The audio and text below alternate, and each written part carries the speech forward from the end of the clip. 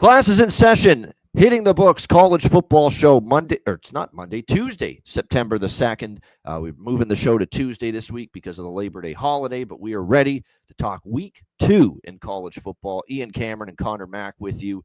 Week 1 in the books, and thankfully it's over for yours truly. To sum up the betting week 1 for me in college football in 2 words, not good. Not good. It was, it's probably one of the worst week 1s I've had ever for a college football season, but it is what it is. I mean, unfortunately, that's going to happen when you're forecasting things to happen and that don't, and teams are going to look a certain way and they don't. And you just haven't seen them enough. Yeah, exactly. And the one thing I've learned from week 1 and just in generalistics is I'm fucking, pumping the brakes next year in week 1. I'm still treading lightly. We're going to go smaller units across the board. I think there's a lot of volatility with these teams this year in their first game and moving forward in future seasons more than ever before because of the transfer portal. And it's just, who's going to gel? Where's that cohesion going to be? Is it going to be there right away in that first game? I mean, I thought I had a phenomenal bet with Florida Atlantic against Maryland from a team total standpoint because Zach Kitley's the coach. He's reunited with Caden Veltkamp. The two of them were together at Western Kentucky previously. You thought, gosh, they're going to hit the ground running. And it's not like Maryland did a great defense last year, that they could move the ball and put up points. And then they only scored 7 points, and they struggled most of that game. That being said, they went right down the field on their opening drive, and then they got stopped on 4th down. And that kind of showed right away. I got the eerie feeling like, is it going to be one of these games? And that was the weekend in a nutshell. It was fun to have college football back. I enjoyed watching a lot of the games, although, my God, the quality of some of these games was terrible. I mean, you talk about sloppy football and drop passes and penalties and just it was not clean, fluid, brilliant, appealing to the eye football played this weekend across the board, C-Mac. Yeah, and mention that in that game, it seemed like there's more than 5. There might have been 10. Going through as I do, we were trying to back the box score always and looking at everything. Like I didn't really look for the play, but it seemed like at least 4 or 5 teams score on that first drive and get 0 else. I know North Carolina scored late, but they didn't. It was just teams like that. You mentioned FAU. It's like an opening touchdown, nothing else. They couldn't figure it out. But yeah, it was. I stayed back on a bunch of games we were talking about just because it was week 1. And I thought I lost some really tough ones. It was just a middling week for me in the end. So good end of the night. Fresno over. I just got that under Oregon State by 0.5 point.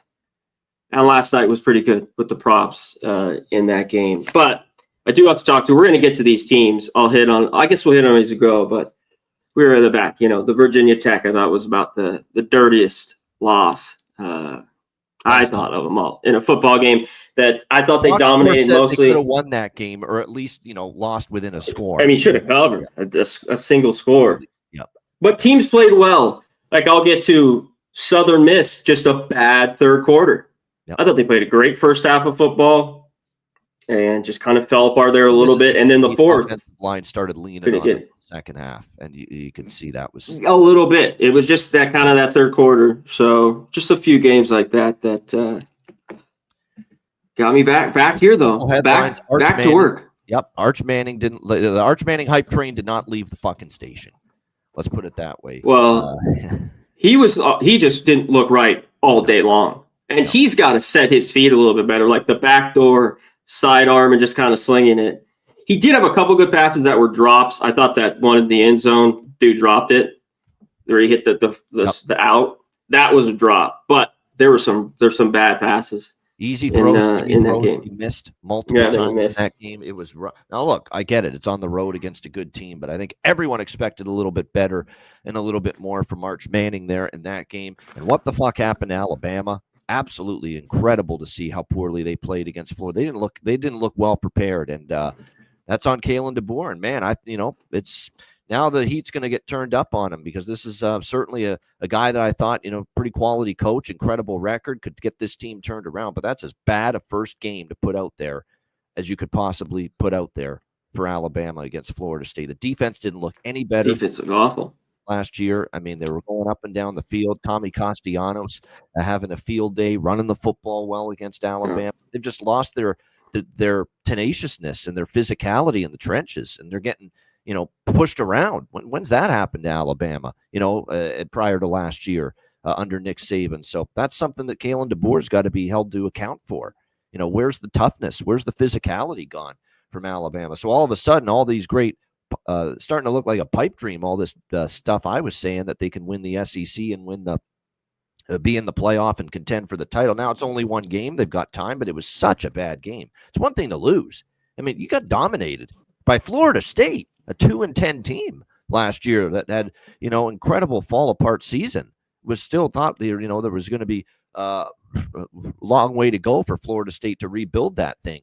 And they absolutely walloped Alabama last week, start to finish. I got to give Brian Kelly and LSU a lot of credit too. That was a hell of a phenomenal second half. Yeah, they dominated. And look, their coaching staff outmaneuvered Dabo Swinney and his coaching staff. And I didn't know that was possible from BK, Brian Kelly. BK, have it your way. Well, they did have it their way in the second half. LSU last week or on Sunday night. Look, they have the talent really to go places. LSU. That was never the question. Nussmeier at quarterback. Pretty good offense, excellent defense. There's no question that we saw it on display. It was just, was Brian Kelly going to avoid screwing it up? And you can say the same thing about Mario Cristobal. For once, he avoided screwing it up, and a nice win for Miami. Wow. Carson Beck was great. I'll tip the cap. I know it's only, let's not overreact. It's one game, but boy, he looked very comfortable in that Hurricanes offense.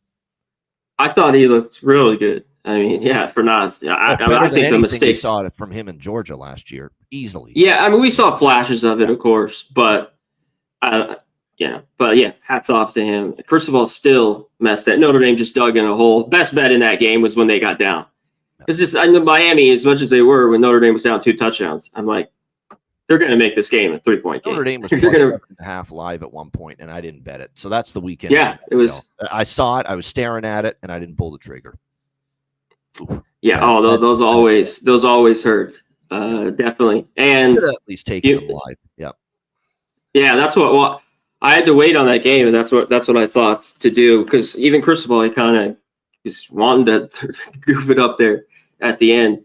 And I wanted to believe we'll see on the LSU defense. I mean, that was great there, especially at South Carolina. I mean, at Clemson. But I got to see more of it to be like, this defense is real for real. You ready? There we go. Yeah, with that in mind, let's turn the page and let's move on to week 2. Nothing until Friday night this week, because obviously with the there is going to be Thursday night college football throughout the season, but they don't like putting Thursday night games up against the season opener for the NFL, week 1. They'll always stay off putting any college games when it's the season opener for the NFL. So that's why the first 2 FBS games this week are on Friday, not Thursday. So let's get into it. We'll begin with the first of the 2 Friday night games. James Madison Dukes, Louisville Cardinals. We've got Louisville 14-point home favorites, 57.5 the total here in this game.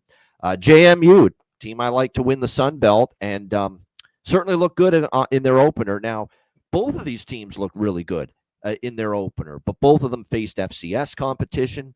Louisville 51-17 against Eastern Kentucky. I will say this, Miller Moss didn't love seeing 2 interceptions, I'll be honest. But he did have a good completion rate. It's the new quarterback transferring from USC, of course. Now Jeff Brom's new quarterback here at Louisville. The good completion rate. I don't like seeing the 2 interceptions. Very surprising that Matthew Sluka, believe it or not, did not win the quarterback job. Just a little surprised by that. But Alonzo Barnett, who was the starter last year for James Madison, ended up getting the quarterback spot and played well against Weber State. 45-10 victory.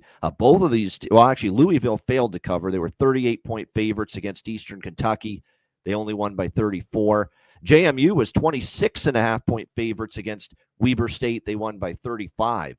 And to be honest, Weber State's a better FCS program than Eastern Kentucky. So if you're looking at quality of opponent last week, James Madison faced a little bit tougher of an opponent last week than Louisville did. Yeah, I'm interested in the plus 14 or better with James Madison. I think they have shown in the past that they can step up against a Power 4 team and be able to compete with them. Don't forget what they did to North Carolina last year. What did they have? 70 points on the board last year against North Carolina, this JMU team. So I think they can compete in this game. This Louisville Cardinals team last year, the offense was a little bit more middling. The defense stepped up. This year, I think the defense maybe not nearly as good. Miller Moss, like I said, it bothers me that he threw 2 interceptions, against a weak, Eastern Kentucky team, and now you're facing a team that actually does have, certainly for Sun Belt Group of 5 conference standards, a very good defense, James Madison. So 14 or more, it's JMU or nothing for me in this game. C-Mac, what do you think? JMU, Louisville. Yeah, I kind of like the dog in this game a little bit. I don't know if I just trust Louisville's defense. I know the scores were late last week. I think they were up 40-0 at halftime in that game against Eastern Kentucky. So always play a little bit better here at home. I thought the offense looked good. James Madison, though, I think they can bring it. I think this was all. I don't think, unless Barnett plays really, really bad, I don't think Sluka is going to be in. And I think he deserved to have his job they do there. Some RPO run packages with him. They're going to do that. Yeah. I think that's kind of it. But he's safety if he gets hurt or if he plays real bad, maybe the quick hook is there. So, yeah, it just seems like a ton of points here in this game. So I was looking at James Madison, a team, a little different that I wanted to dig into. It's just the last few years how they played on the road. You mentioned that North Carolina game was on the road, but I wanted to look at some more of their numbers a little bit before kickoff in this game Friday. All right, next up, it's our second game for Friday night. Northern Illinois Huskies and the Maryland Terrapins. We got Maryland 18.5-point home favorites, 47 the total here in this game. I talked about it on the recap that we did for last week, and Florida Atlantic, Maryland, just a swing and a miss for me with Florida Atlantic. That's thinking they could score points. Either Maryland's defense is better than I thought, or Florida Atlantic's offense dramatically underachieved and underperformed. I guess this is a week. A little of both. A little bit of both. We'll find out. Here's the thing, too. Florida Atlantic was moving the ball, and every time they got into Maryland territory, that's when it seemed like they stalled, and they were moving the ball for the majority of their drives, but then they got into the Maryland territory. They missed field goals. They went for it a ton on fourth down, and their fourth down conversion rate was pitiful in that game. Florida Atlantic just couldn't convert a fourth down, and that really hurt their cause as well as far as putting up points in that game. But no doubt Maryland's defense definitely looked a notch or two better than I thought. We'll see if they can carry that over. I'll tell you who looked excellent, as good as I said the defense looked a little bit better, but that Maryland offense looked awesome. And the freshman quarterback, Malik Washington, they may have a good one in him. He was very good, very, very strong leading that offense at the quarterback spot for Maryland. His numbers were outstanding. Now, Florida Atlantic's not exactly known for having a great defense. That being said, 39 points. They kind of shut it down and put it on cruise control mode in the second half of that game. But 27 of 43, 258 through the air, 3 touchdowns, no interceptions. What a Terps debut it was for Malik Washington in that game. Now they're going up against a Northern Illinois defense that in the past has been pretty good. This year we'll see, because they played Holy Cross their first game last week. Probably need to see a little bit more from their standpoint as far as the defensive side of the football is concerned. This is a huge step up. Remember, they've also got a new defensive coordinator this year, and they lost their top 8 tacklers from last year. So while they played well against Holy Cross last week, an FCS opponent, that Northern Illinois defense has taken one gigantic step up here against a Maryland offense that looked very good under Malik Washington last week. What surprised me about the Northern Illinois game last week was their offense. They brought back the guy that was the starting quarterback last year in the bowl game, and he actually played pretty well for Northern Illinois in that bowl game, Josh Holst. And he struggled, and the whole offense, man, against Holy Cross, they had a hard time moving the football. I heard all this stuff about how they were going to play a lot faster with Quinn Sanders, the new offensive coordinator, coming over from Charleston. And yet at the same point in time, I didn't see the pace and the tempo I was expecting. It looked like they were more conservative, and they didn't play nearly with that tempo that I was hearing they would going into the season. So, if you could tell me Northern Illinois is going to ramp up the tempo this week, I mean, to me, 47 could be low in this game, because all I read in the offseason, Northern Illinois is going to play fast and look to throw the ball a little bit more, look to be more explosive, and we got anything but from Northern Illinois on that side of the football against Holy Cross. They didn't play as fast as I thought. They weren't explosive. A lot of it was run the football and dink and dunk passing against Holy Cross. Kind of not what they were talking about doing. And that's another problem I ran into last week. Handicapping games where the coaches and the coordinators are saying one thing and the team goes out there and does the opposite. That happened in a bunch of situations, and Northern Illinois was kind of like that. I heard they're going to open up this playbook, take more deep shots, play fast, and instead they only played medium pace, if that, ran the football a lot, very conservative with their quarterback. So if you can guarantee we're going to see the Northern Illinois offense they said they were going to be going into the season, play fast and open things up, I'd be all over this total at 47, up and over. But I'm a little hesitant after what I saw of NIU's offense. It looked like the same old turtle offense we've seen from Northern Illinois the last few years, even though they said they weren't going to be that way this season prior to last week's first game. C-Mac, what do you think here, Northern Illinois, Maryland? Yeah, to take them as a dog. So, I mean, Maryland, I'm going to want to fade this team here going. I think, well, it depends. Maybe we get value as them as big dogs, but these were two opening games where they played all right football at home, at least the last few years. And Malik, he was good. I mean, what do you have, 3 touchdowns? I thought he looked excellent. Now it's against FAU, so you have to put it. I think the big thing here is Northern Illinois. I don't think the defense, of course, you hit on all the issues, everyone in and out, a new coordinator, if they could kind of slow down Maryland. But can this offense do anything? I don't think they're going to open up shit. I think that's a false fucking narrative that is given out. They scored 1 offensive touchdown.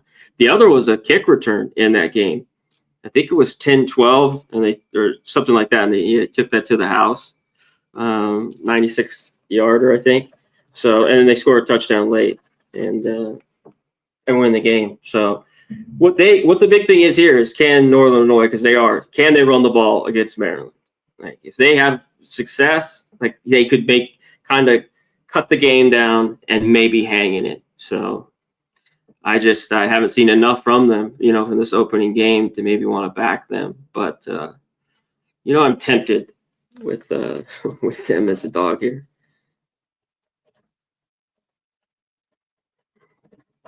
All right, next up we go to Saturday, Florida International and Penn State.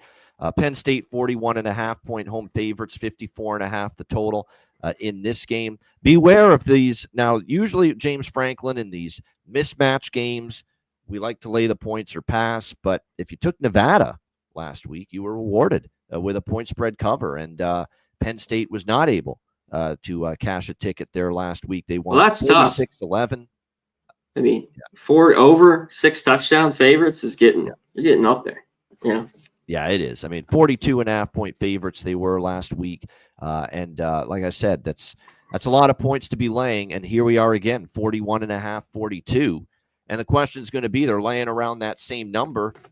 Do you think Florida International is better than Nevada? Or do you think Florida International is worse than Nevada?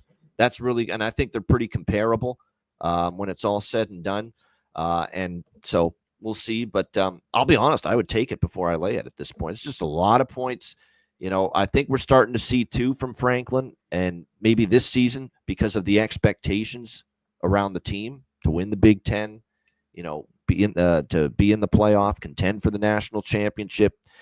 Maybe he's not going to go after those late scores like we've seen in the past necessarily. I'm not saying that for sure, but like I said, we're now at a number that I'd be a little bit leery of here. Florida International, they beat up on Bethune-Cookman and covered that game last week 42-9 in that one.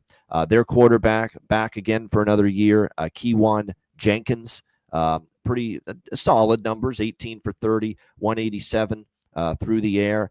They got a ton of production from 3 different backs, Devontae Lyons, Anthony Carey, and Keyshawn Owens, who each had rushing touchdowns in that game. That being said, things are going to get a little bit more challenging here for Florida International, to say the least, going to Penn State. However, if you look back to last year, playing at Indiana first week of the year, another Big Ten team on the road, they were 26-point dogs. They covered. 31-7 was the final score for Indiana, but Florida International cashed a ticket there as big dogs at Indiana. So that's just another piece of the puzzle that says to me, you know what, at this number, I lean FIU, but am I running to bet them? No, probably not. C-Mac, what do you think here? FIU, Penn State. Yeah, and to touch on that game real quick, they did score with like 30 seconds left, I think. Yeah. Nevada, like it was 46-3, so it was like hanging right there. Well, depending on what you got. If you got 42, you were hanging on to a push before Nevada scored that late touchdown. If you had 42.5, you already weren't covering, but it just depends on what number you got with Penn State. No, weren't they covering? It's 46-3. They're barely covering. Oh, yeah. And then they scored 3. You're right. And then it was they got the 2 point. They went for 2 they got on the 2 that point touchdown. That's right. Yep. That's how they got to 11. So you're right. They were covering at the end for everybody. Yeah. I like FIU a little bit this year. I mean, we saw it towards the end of last year just a little bit. Then play a little bit better football. And in games, I know the competition here. A little Middle Tennessee's, Jacksonville State, stuff like that. But can they hang here? I don't know. This seems like a beatdown, but this is just a huge number. And the first half, which, Penn State did come out a little bit slow. They had a couple field goals early on. I don't think they covered first half, but this is similar, 25.5. So it's just, I got to have a lot to be on FIU. And it's a lot of times with these teams, it's like, if they're going to score 10 or if it's 2 touchdowns, you think they can do that? They could probably cover. It's just, can they do that? So, but another cakewalk, I think, here early, though, for Penn State. Cupcake schedule. We talked about one big favorite here where I actually lean to the dog. I can't say that about this next one. Kent State, Texas Tech. Texas Tech, 48-point home favorites here, 58.5 the total in this game. This is one where I lean to laying it. I don't know if you can make a case even at 48 for Kent State. Yes, they beat Merrimack last week in their opener, 21-17, barely. They were outgained by Merrimack in that game. Merrimack actually outgained Kent State last week. I think it was 330 to 309 total yards in favor of Merrimack. Merrimack actually should have won the game, quite honestly. And that's about, and for Kent State, they are halfway to their win total, which is over 1.5. They only need one more win, but the problem is they may not win another game the rest of the season, Kent State. Texas Tech was absolutely tremendous last week, obviously. Now, again, they played Pine Bluff, but 67-7. And the scary part about this game, if you're going to back the dog, is Texas Tech has 2 quarterbacks that have played a lot of football for them. Obviously, Baron Morton, he'll get taken out if it gets lopsided, which it probably will. But the guy that is the number 2 quarterback here for Texas Tech is Will Hammond. He's played a lot of football for this Texas Tech team. And he started games and he's played well for them. So he could just do as much damage late in the game with the big lead as obviously Baron Morton does when he comes into the game. So keep that in mind. Not to mention, too, you have Mitch Griffiths in the mix here as the 3rd quarterback on the roster. And this is a guy that played at Wake Forest, and started how many games at Wake Forest? 23. Started 23 games at Wake Forest. He's the 3rd quarterback for Texas Tech. So, Texas Tech may not stop scoring here. They might score on every possession, whether it's Morton, whether it's Hammond, and if even Griffiths sees time, they might be able to score on every possession against this Kent State team. And this offense for Kent State, I don't see them, having a boatload of success here against this Texas Tech defense. Last week, the Kent State offense led by C.J. Montez, 8 for 13, only 100 yards passing. The run game, this is against Merrimack. Their lead rusher, Gavin Garcia, ran the ball 15 times and only gained 49 yards. And that's at home against Merrimack. So this could really get ugly. This is lay it or don't play it for me. I'm probably not going to play it, but I would take Texas Tech before Kent State if I were betting it. C-Mac, what do you think? Yeah, the offense looks horrible, I thought, for Penn State last week. The Shields came in and threw a bomb touchdown there. Like he had a few snaps in that game. I think he had 100 yards, but it was on that 80-yard touchdown. They had a kick return late. They were losing this game against Merrimack. Or they had that kick return in the end of the game. So, and it was sloppy. Like both those teams look, penalties. It's just ugly, ugly game. Not a ton of turnovers, but Kent State did have one in the game. It seems like Texas Tech could just run it here, So I kind of agree. They should probably get to their team total, I think, easy in this spot.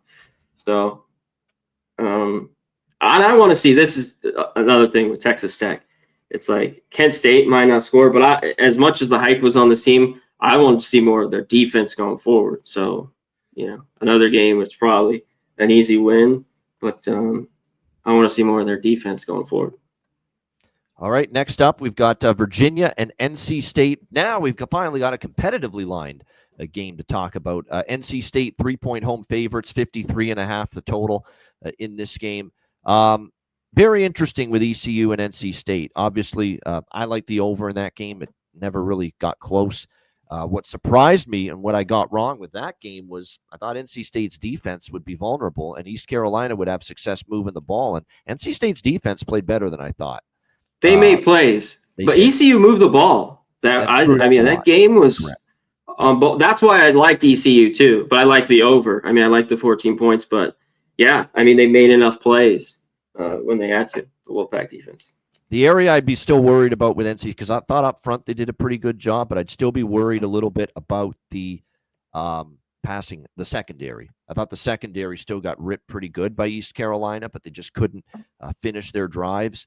And then NC State on offense, I thought they were pretty solid with C.J. Bailey. Now, they did slow down in the second half of that game. A lot of their damage was early, but he threw for 318, which was pretty solid stuff from him. They had a bunch of different receivers step up for them, which was good to see. Multiple receivers having 4 or 5 receptions in that game. Hollywood Smothers, Justin, who's a great multi-purpose guy. He can run, he can throw, or he can catch, I should say. Teddy Hoffman and Wesley Grimes were good. They created some big plays. They had over 400 yards. Now, the East Carolina defense was we figured, not that great going into the game last week. So we did have expect NC State to have success. Now they're laying 3 against a Virginia team that looked really good last week. Now, Coastal Carolina's got issues this year, in my opinion, but still, to beat Coastal Carolina 48-7, dominate like that, you got to give Virginia a lot of credit. Their defense was outstanding. They only gave up a little over 250 yards of total offense. That's all Coastal got in that game. They couldn't run the football. 30 rushes for 91 yards. Terrible on the ground. Couldn't get the run game going. MJ Morris was contained. No touchdowns, only 1 interception. So that Virginia defense played well, and you turn it around to the offense, and they did have some struggles, consistently running the football. The rush attack was okay, not great, but Chandler Morris looked really, really confident throwing the football. Of course, this is a guy that's played a lot of college football.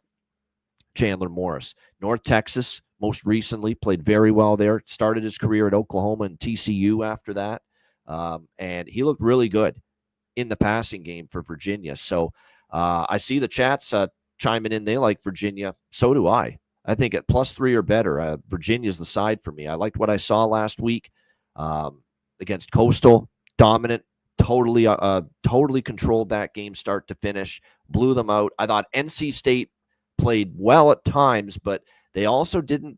They kept letting East Carolina hang around. And if not for a horrible play call or decision on 4th and 1, that I don't know what East Carolina was doing on that 4th down when they were in the red zone trying to tie the game late. But it was just a horrible, disjointed play. It had no chance whatsoever. And if not for that, maybe NC State gives up a touchdown and they go to overtime and maybe lose that game. So I did not like the way NC State finished that game last week against East Carolina. So at +3 or better, I was hoping the threes would hang around, and it looks like they have. I like Virginia here, and I do think they have a chance to win this game outright. C-Mac, what do you think here? Virginia, NC State. Yeah, there's threes. There's 2.5s. Two. We'll see this how it goes the rest of the week. You know what? I don't know if it's enough here. I like the 3, but I don't know if I love it. I thought Morris played well. Coastal Carolina. I thought kind of all week, some people asked me about them, and I'm like, I cannot take them. It's Virginia. They got waxed defense, kind of their old ways. And that's what you got to do in week 2. You got to measure when it's just the one game. It's like, okay, was Coastal Carolina that bad, or can we start buying in on Virginia a little bit? Yeah, NC State's just a team I always like to back for the most part at home. You kind of own Virginia a little bit in the past. This total is where I have it. If we get the pace, which for Virginia with Morris wants to throw it, in this game, I think it could go over. It's just a lean for me right now. A lot of these first week games, I had the few overs, didn't work out. And I went back to a bunch of unders in all games that I really, really liked, and it worked out. So the total's away for me. This is a little bit of a wait. I think the 3 is nice. I'd like to have more with Virginia, and I need to see a little bit more of their defense in a game like this. Yeah, I'm with you. Virginia, and I lean over that total as well. I know it stayed under NC State, East Carolina last week, but the total's a little bit lower here, 53.5. And like I said, I like both offenses last week, especially Virginia, and what I saw from them. All right, next up, San Jose State and Texas. We've got Texas, 36.5 point home favorites. Total here sitting at 52 across the board in this one. How about San Jose State? Home opener, nearly 2 touchdown favorites, and they lose outright to Central Michigan. That was pathetic. I mean, hats off to Central. That was as bad as it got the first half of that football game. Watching that, it was not good. I agree. It was not good there for Ken Niumatalolo, and they got off to a rip-roaring start last year, and obviously losing their first home game as double-digit chalk to Central Michigan. That being said, Matt Drinkle, the new coach there at Central Michigan, I was impressed. They played with physicality. They're playing a run-heavy offense because he's a guy that comes from Army. And obviously that's they ran it well. Yeah, they played physical, and I think they're a team now. The more I watch them, when I took heat of Central Michigan last week with that win and said, you know what, this team could be better in the MAC than I thought. As in maybe be a dark horse in the MAC to contend. That's maybe the upside now for Central Michigan. That's how impressed I was with their physicality in the trenches last week. So San Jose State, not a good look, and now it's not going to get any easier. Going on the road against one of the best defenses in the country, Texas. And, people are going to throw Arch Manning into the, garbage can after that Ohio State game and thinking, this guy's just not going to be it.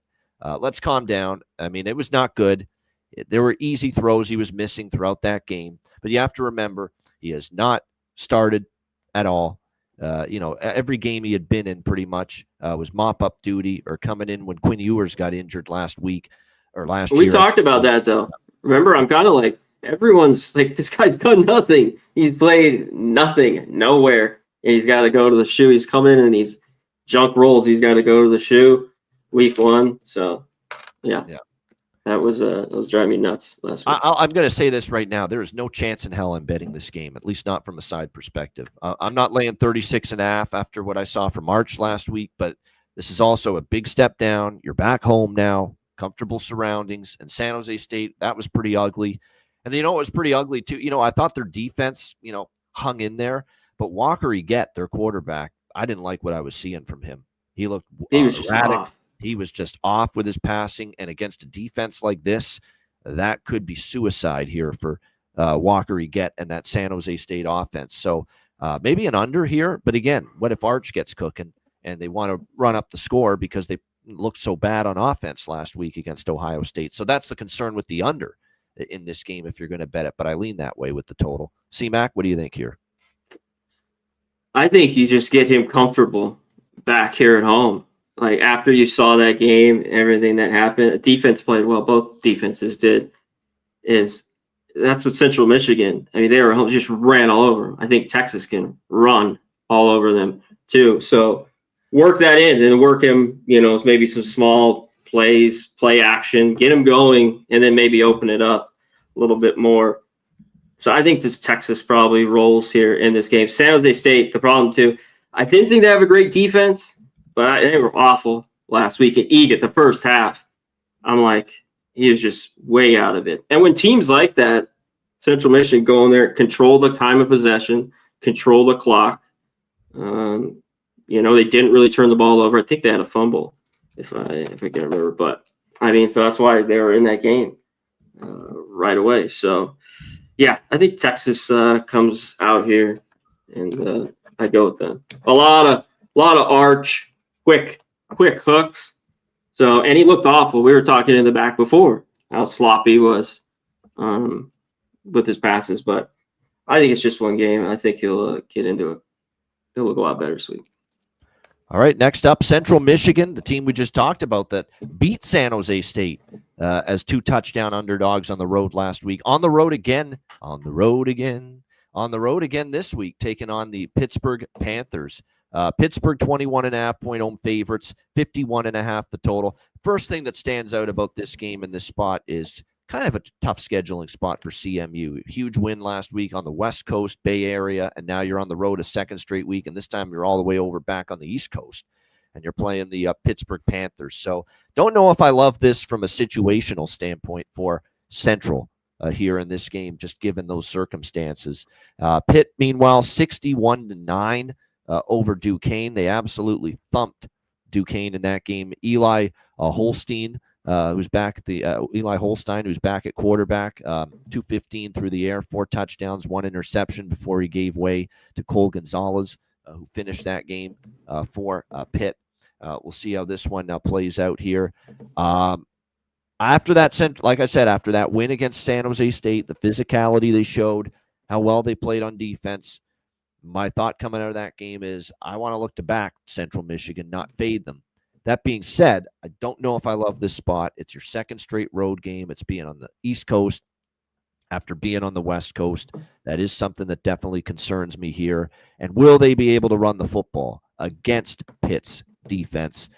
That's critical for Central Michigan to be able to cover this number and stay within 3 touchdowns. They've got to be able to show that physicality and run the football, because the one thing, even though Central Michigan, I was impressed last week with that win against San Jose State, the passing game is still very erratic, and Drinkle wants to be very run heavy, kind of like not almost exclusively run the ball like with Army, but remember, he comes from that Army fraternity there where it's just we run the ball almost all the time.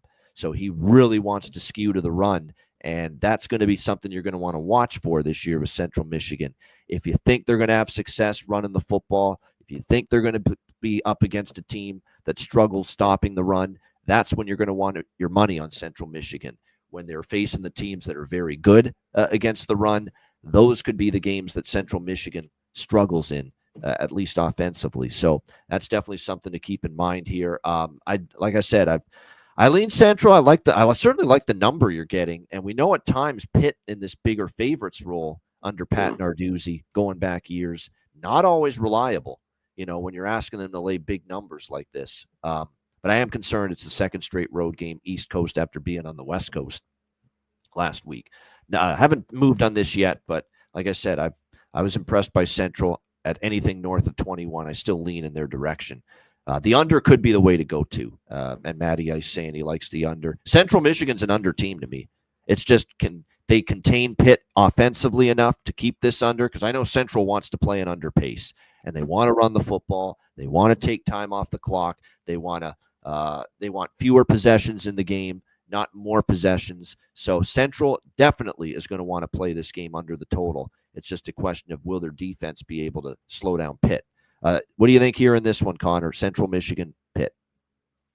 Yeah, when I looked at it yesterday, I thought Central Michigan, maybe their team total under. One thing, Pitt, too, That's why I think it's his number. They, at least last year, it was their secondary. They were horrible against the pass. Like they were good against the run. I think they were top 20 all year, just under 115 yards. So can Central Michigan really move the ball? That's the big thing. And I think everyone's going to love this. Will this come down here and you're going to have over 3 touchdowns? Everyone going to love Central Michigan after last week? Does it come down? This is a line to, I think, look after a little bit. I thought Pitt, I mean, they played Duquesne. I was watching. I was at the book. They were just rolling in that game early and often. So, and I think they'll be able to score. I think Central Michigan and other is that defense. Like I thought it was all right. It still gave up 300 yards to Egan. They didn't run. They're just a team that doesn't run it too. San Jose was I think they might have 70 yards rushing. You know, we were just on it. I don't even know if they had that much, but Pitt should have success. So, yeah, looking at it under a little bit, but even Central Michigan's team total under. All right, next up here, we've got Iowa and Iowa State battle, the Cy-Hawk rivalry and the battle for the Cy-Hawk trophy. These teams play each other every year, and here they are going at it once again. Iowa State. Iowa State Cyclones, 3-point home favorites, and the total 41.5 here in this game. Obviously, look, Iowa State was a popular team to fade last week, I noticed, among the public masses. Right here. Yeah. Right here. Well, you know what? And I didn't play the other one. I thought both those games were to fade. And that one, the other one was North Dakota. Iowa State and Kansas State. Yep. Well, K-State, they almost lost. So, but I thought this was the even better one. I got hats off to Iowa State. They played really, really good. They did. There was no hangover. There was no letdown whatsoever. Like I said, it was very, very impressive. They were solid against Kansas State. Although with Kansas State struggling with North Dakota, you know, does it take some shine off that Iowa State victory? A little bit, at least, over Kansas State. But I can't say bad things right now about Rocco Becht. He's played well to begin the year. 5 touchdowns, no interceptions, 68% completions. The run game has been good. The defense has been pretty solid overall. They held South Dakota to barely 200 yards, and obviously they bottled up Avery Johnson and K-State in the opener against Ireland to a certain degree. Although that being said, Avery Johnson still threw for 273, and there were points left on the board by Kansas State. But still, Iowa State's been pretty solid. Meanwhile, Iowa, not a great performance against Albany, 34-7 last week. I certainly expected more from I thought Mark Gronowski may be the best quarterback they've had in quite some time, but it was a bit of a shaky debut for him. 8 for 15, 44 yards. Thankfully, they had a pretty good performance on the ground from Xavier Williams, 122 rushing yards. Perhaps they have found a good running back now in him to replace Goodson. But I think when you look at this situation here for Iowa, I expected a lot better, and I thought Gronowski would be solid. And defense, I thought pretty good game overall, very good. In fact, Iowa, the usual. But I don't know. I just that was kind of an underwhelming debut from a guy that I thought would be a huge step up from previous erratic, disappointing, mediocre quarterbacks that Iowa has had in the past. And boy, if they had a bunch of them. Really, I mean, you know, Spencer Petras, and you go on down the list, they've just had a bunch of these just mediocre quarterbacks. And Gronowski, but phenomenal success at the FCS level. But it's just one game. You know, I think he's probably going to get more and more comfortable as time goes on. Very important to look at head-to-head series. Obviously, 5 of the last 6 have stayed under. This has been a very low-scoring series history. Just the last 3 years alone, 10-7, 20-13, 20-19. The final scores.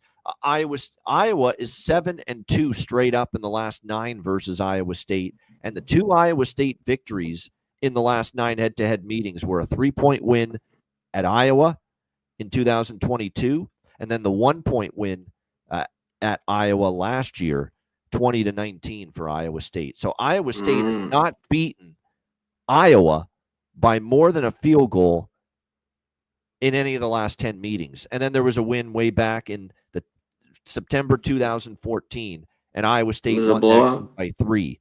So all of the Iowa State wins. Iowa State has 3 wins against Iowa in the last 10 meetings, and all 3 were 3 points or less. This is +3. You take it or you leave it alone is what I do. And I think Gronowski, actually, I'm not burying him just yet. Was it a rough debut? Was it an uninspiring debut for him?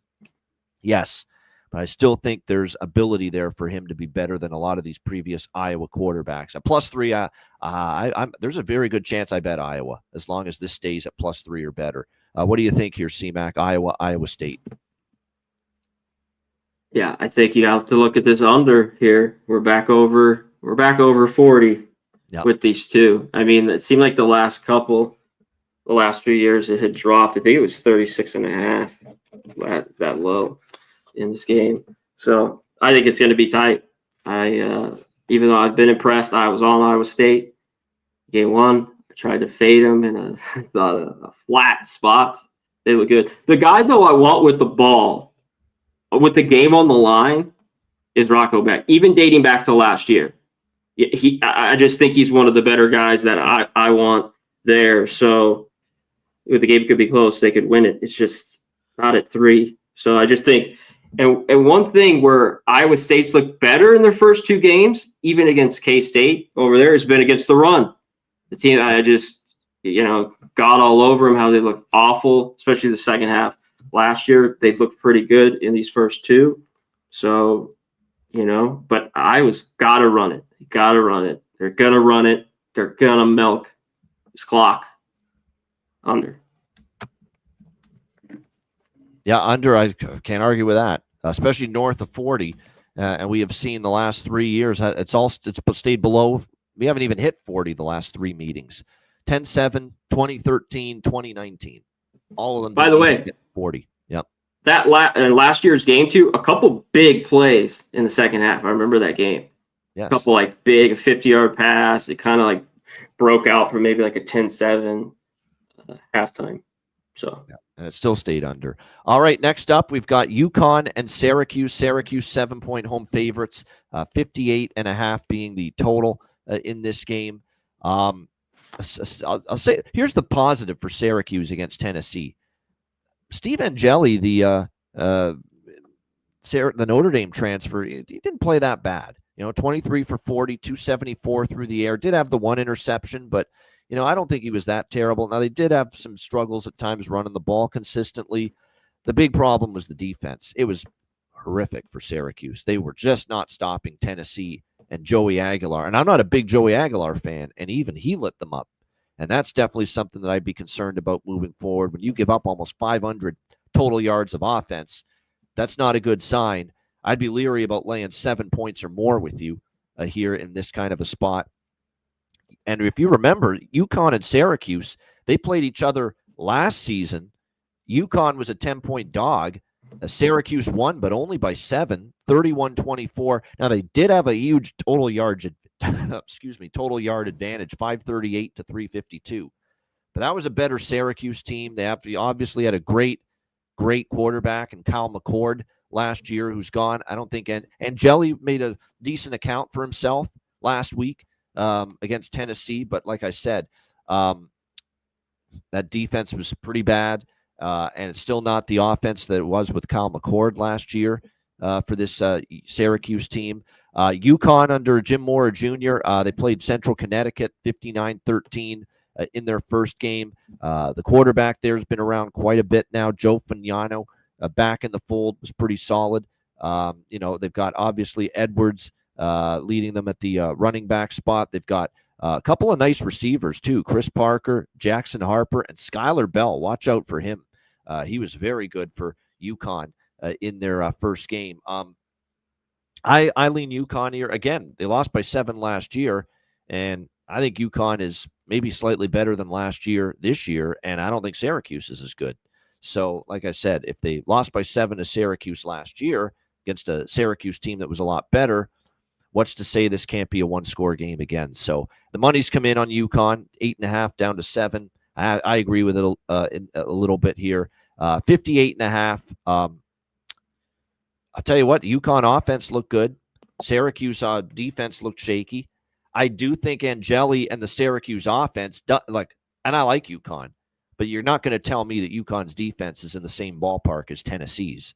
You're just not going to convince me of that. Not to mention Tennessee, this could be one of the better defenses they've had in a few years. So I still see Syracuse back home moving the ball. So the over, I think, could be in play here, 58.5.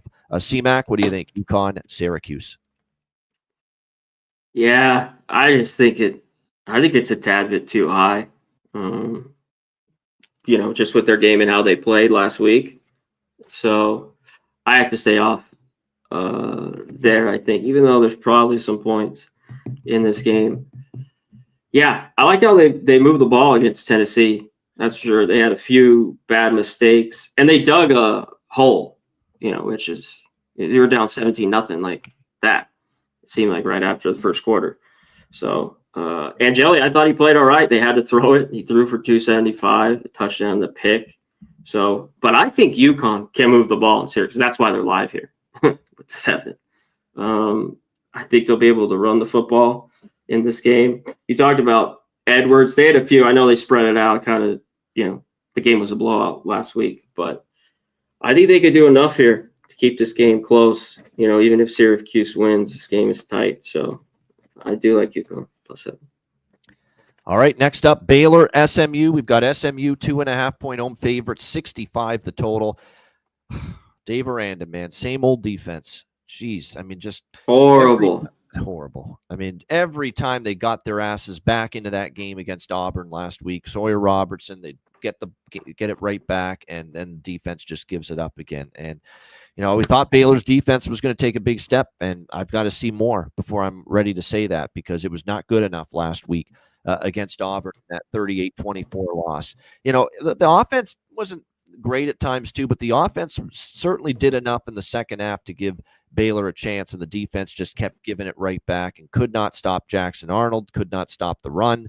It just ended up being one of those games for this 307 rushing yards, by the way, for Auburn last week. They just could not stop the run, this Baylor defense.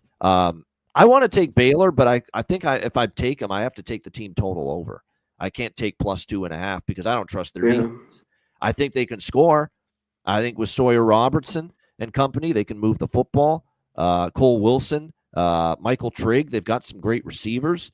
I don't think SMU's defense necessarily, is going to be nearly as strong as last year. And plus, we don't know how good or bad they are when you play East Texas A&M in your first game last week, 42-13.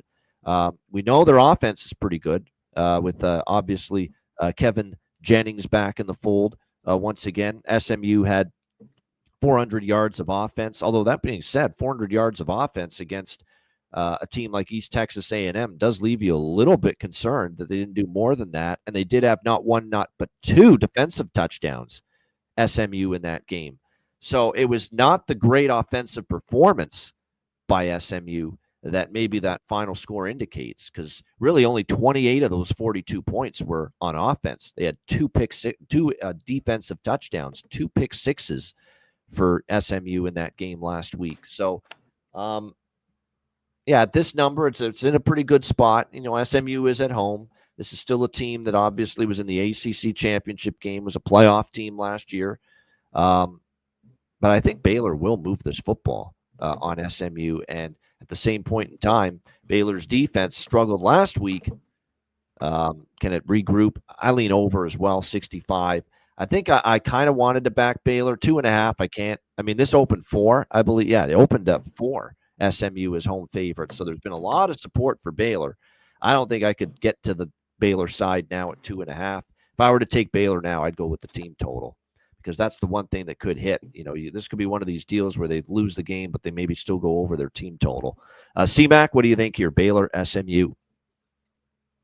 Yeah, on the total, I mean, if they get theirs, I think SMU gets it as well. The total, I think, is right here. It's 65. Like, I think it could creep over, but I don't know if I'm rushing to bet it. But I think it's gonna slip over here. Last week in that game, as much as they couldn't stop the run, you mentioned the 300 yards. I mean, Baylor was still fine. I mean, he threw for 420. It just was like, as soon as there was a 1-score game in that third quarter, It's just like it was a kick return, and it was like, no, come on. They took it to the house. That was a killer moment in that that game. was it. From a momentum Definitely, standpoint. I thought. I'm like, and the defense just, man, couldn't make any plays. And I don't even think it works out because he ran the ball fine. It was Jackson. He doesn't have to throw it. He just had to do the bare minimum. So I'm gonna look to fade Auburn there with him at quarterback here coming up. But yeah, I think Baylor's live. I think this game's tight. So just not enough for me right now to bet. So I'm off. All right, this should be a good game next up here. Illinois and Duke. We've got Illinois, 3-point road favorites, 50 the total in this game. Interesting battle here. You've got two teams that I think got good quarterbacks, experience there. Luke Altmaier, of course, for Illinois. Darian Mensah, the transfer from Tulane, who had a great year with the Green Wave last year, now a quarterback for Duke, and was very solid in his first game with the Blue Devils against Elon with 45-17 victory for Duke in that game. Mensah was very solid in that one. See if he can keep it rolling here in this game, which obviously will be much tougher against a much better opponent. Illinois just blew the doors off Western Illinois 52-3.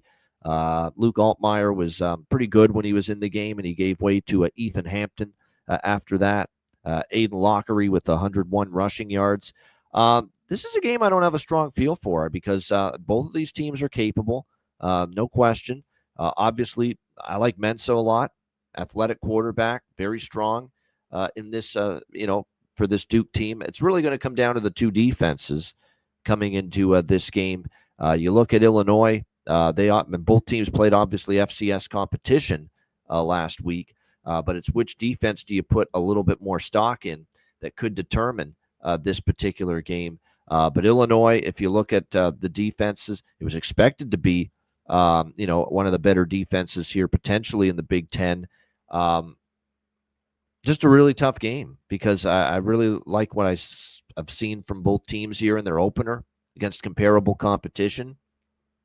That being said, there's one thing that kind of has me leaning to Duke slightly. I think I'd rather have Mensah at home getting 3 points than Altmaier laying 3 on the road. And we're talking about splitting hairs here, but that's kind of where I'm at. That if this number stays at 3, it's a Duke lean. If there's Illinois money that comes in and pushes this above 3, then I'll probably get in on Duke. But at the current number, I'm not in a rush to get in on a side here in this one. Total, too, it could go either way. I think both of these defenses could be pretty solid this year. And the one thing we're going to see is not a ton of pace, really, from either team on offense. So, I could see this game maybe just barely getting over the total, but I could definitely see it still staying under as well. C-Mac, what do you think? Illinois, Duke? Yeah, I like Duke. I think this game's close. I think we got a field goal or less here. It's tough, I want to see the old Altmaier a little bit with these road games. Maybe this would be the perfect one to throw some bad picks. But last year he played well. He looked good in the cupcake game that they had. Yeah, and I was slightly leaning under, but I didn't love it. But I think Duke could do enough here. This team, dating back to last year, I think they stay in games. Like these games, they just, especially at home, I think Mensah is going to do enough. They have enough at receiver. I think the defense will be pretty good. So I just see a tight game. So I'm looking at Duke here. This is one I looked at last night. All right, liking the Dukies. I lean that way as well. But I'm very intrigued by that game. That should be a good one. No question, Illinois and Duke. All right, Utah State and Texas A&M. We've got Texas A&M, 29.5-point home favorites. Total here sitting at 53.5 across the board. Very solid debut for Bronco Mendenhall, head coach of Utah State last week. Bryson Barnes, the Utah transfer, played very well in that game against UTEP, and the defense was what surprised me. Holy shit! No, wait, UTEP sucks. I'll give it a little credit. UTEP still blows. They can't move the football. You know what? And I agree with that to a certain degree for sure about the maybe it was just UTEP's offense still stinks. It's not good enough. And I'm telling you what, we saw firsthand in that game with UTEP's offense. Now, look, I get it. There's nowhere to go but up for Utah State's defense because it was so bad last year. But you should be able to do a little bit better on offense than UTEP did last week. And what we saw last week, just no question about it, is another of these fucking cases of a guy that went to USC, highly recruited, did nothing there, lost his starting job, goes to Boise State, wasn't good enough to start there. They keep kicking the can down, this guy, to a lower rung program, and he just never gets better, and he only gets worse, even as he's going to a lesser program, and that's Malachi Nelson. I thought he was atrocious. I thought he was scared shitless to throw the football last week. It's almost like he had no confidence in his ability to be accurate in the pocket throwing the football last week against Utah State. And it just shows that guy has just turned into a complete and utter disappointment, considering the expectations. As a 5-star recruit, when he first committed to play at Oklahoma, even way back before he even got to a USC. And now, look, he can barely complete passes against Utah State, one of the worst defenses in college football last year. So that's why, yes, very impressed. Great defensive showing by Utah State, but you have to factor in the opponent as well. It's going to be a lot tougher here. Now you're on the road against Texas A&M. And Marcel Reed, they put up a ton of points last week against a pretty good UTSA Roadrunners team. But their defense did get gashed a little bit. UTSA was able to move the football. That's why I'm kind of thinking this could get over the total a little bit. Utah State will play with a little bit of pace. I think A&M's probably good. I know they made strides on defense, and I know I was talking them up. But again, you can't compare UTEP's offense to A&M. A&M should be able to get 30s, if not 40, here again at home against this Utah State defense. And if Utah State can chip in 14 or so with Barnes, and I thought Barnes in the offense for Utah State, and they're going to play fast. I thought they looked all right last week. So 53.5, I kind of lean over here. Utah State, A&M, CMAC, what do you think? Yeah, I think you get there. I think you just take A&M's team total here. Yep.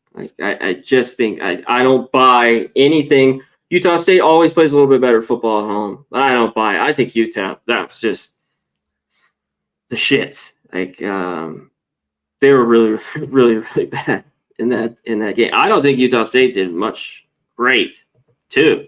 Their offensive line poor too. UTEP. Oh my gosh, the offensive line not good for UTEP. So bad. Terrible. Oh,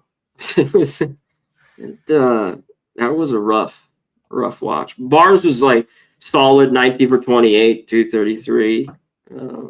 They ran the bell. I just think they're going to have trouble here. We talked about how UTSA, that the defense wasn't great, but that offense could maybe move the ball, and they did. And they got the backdoor cover.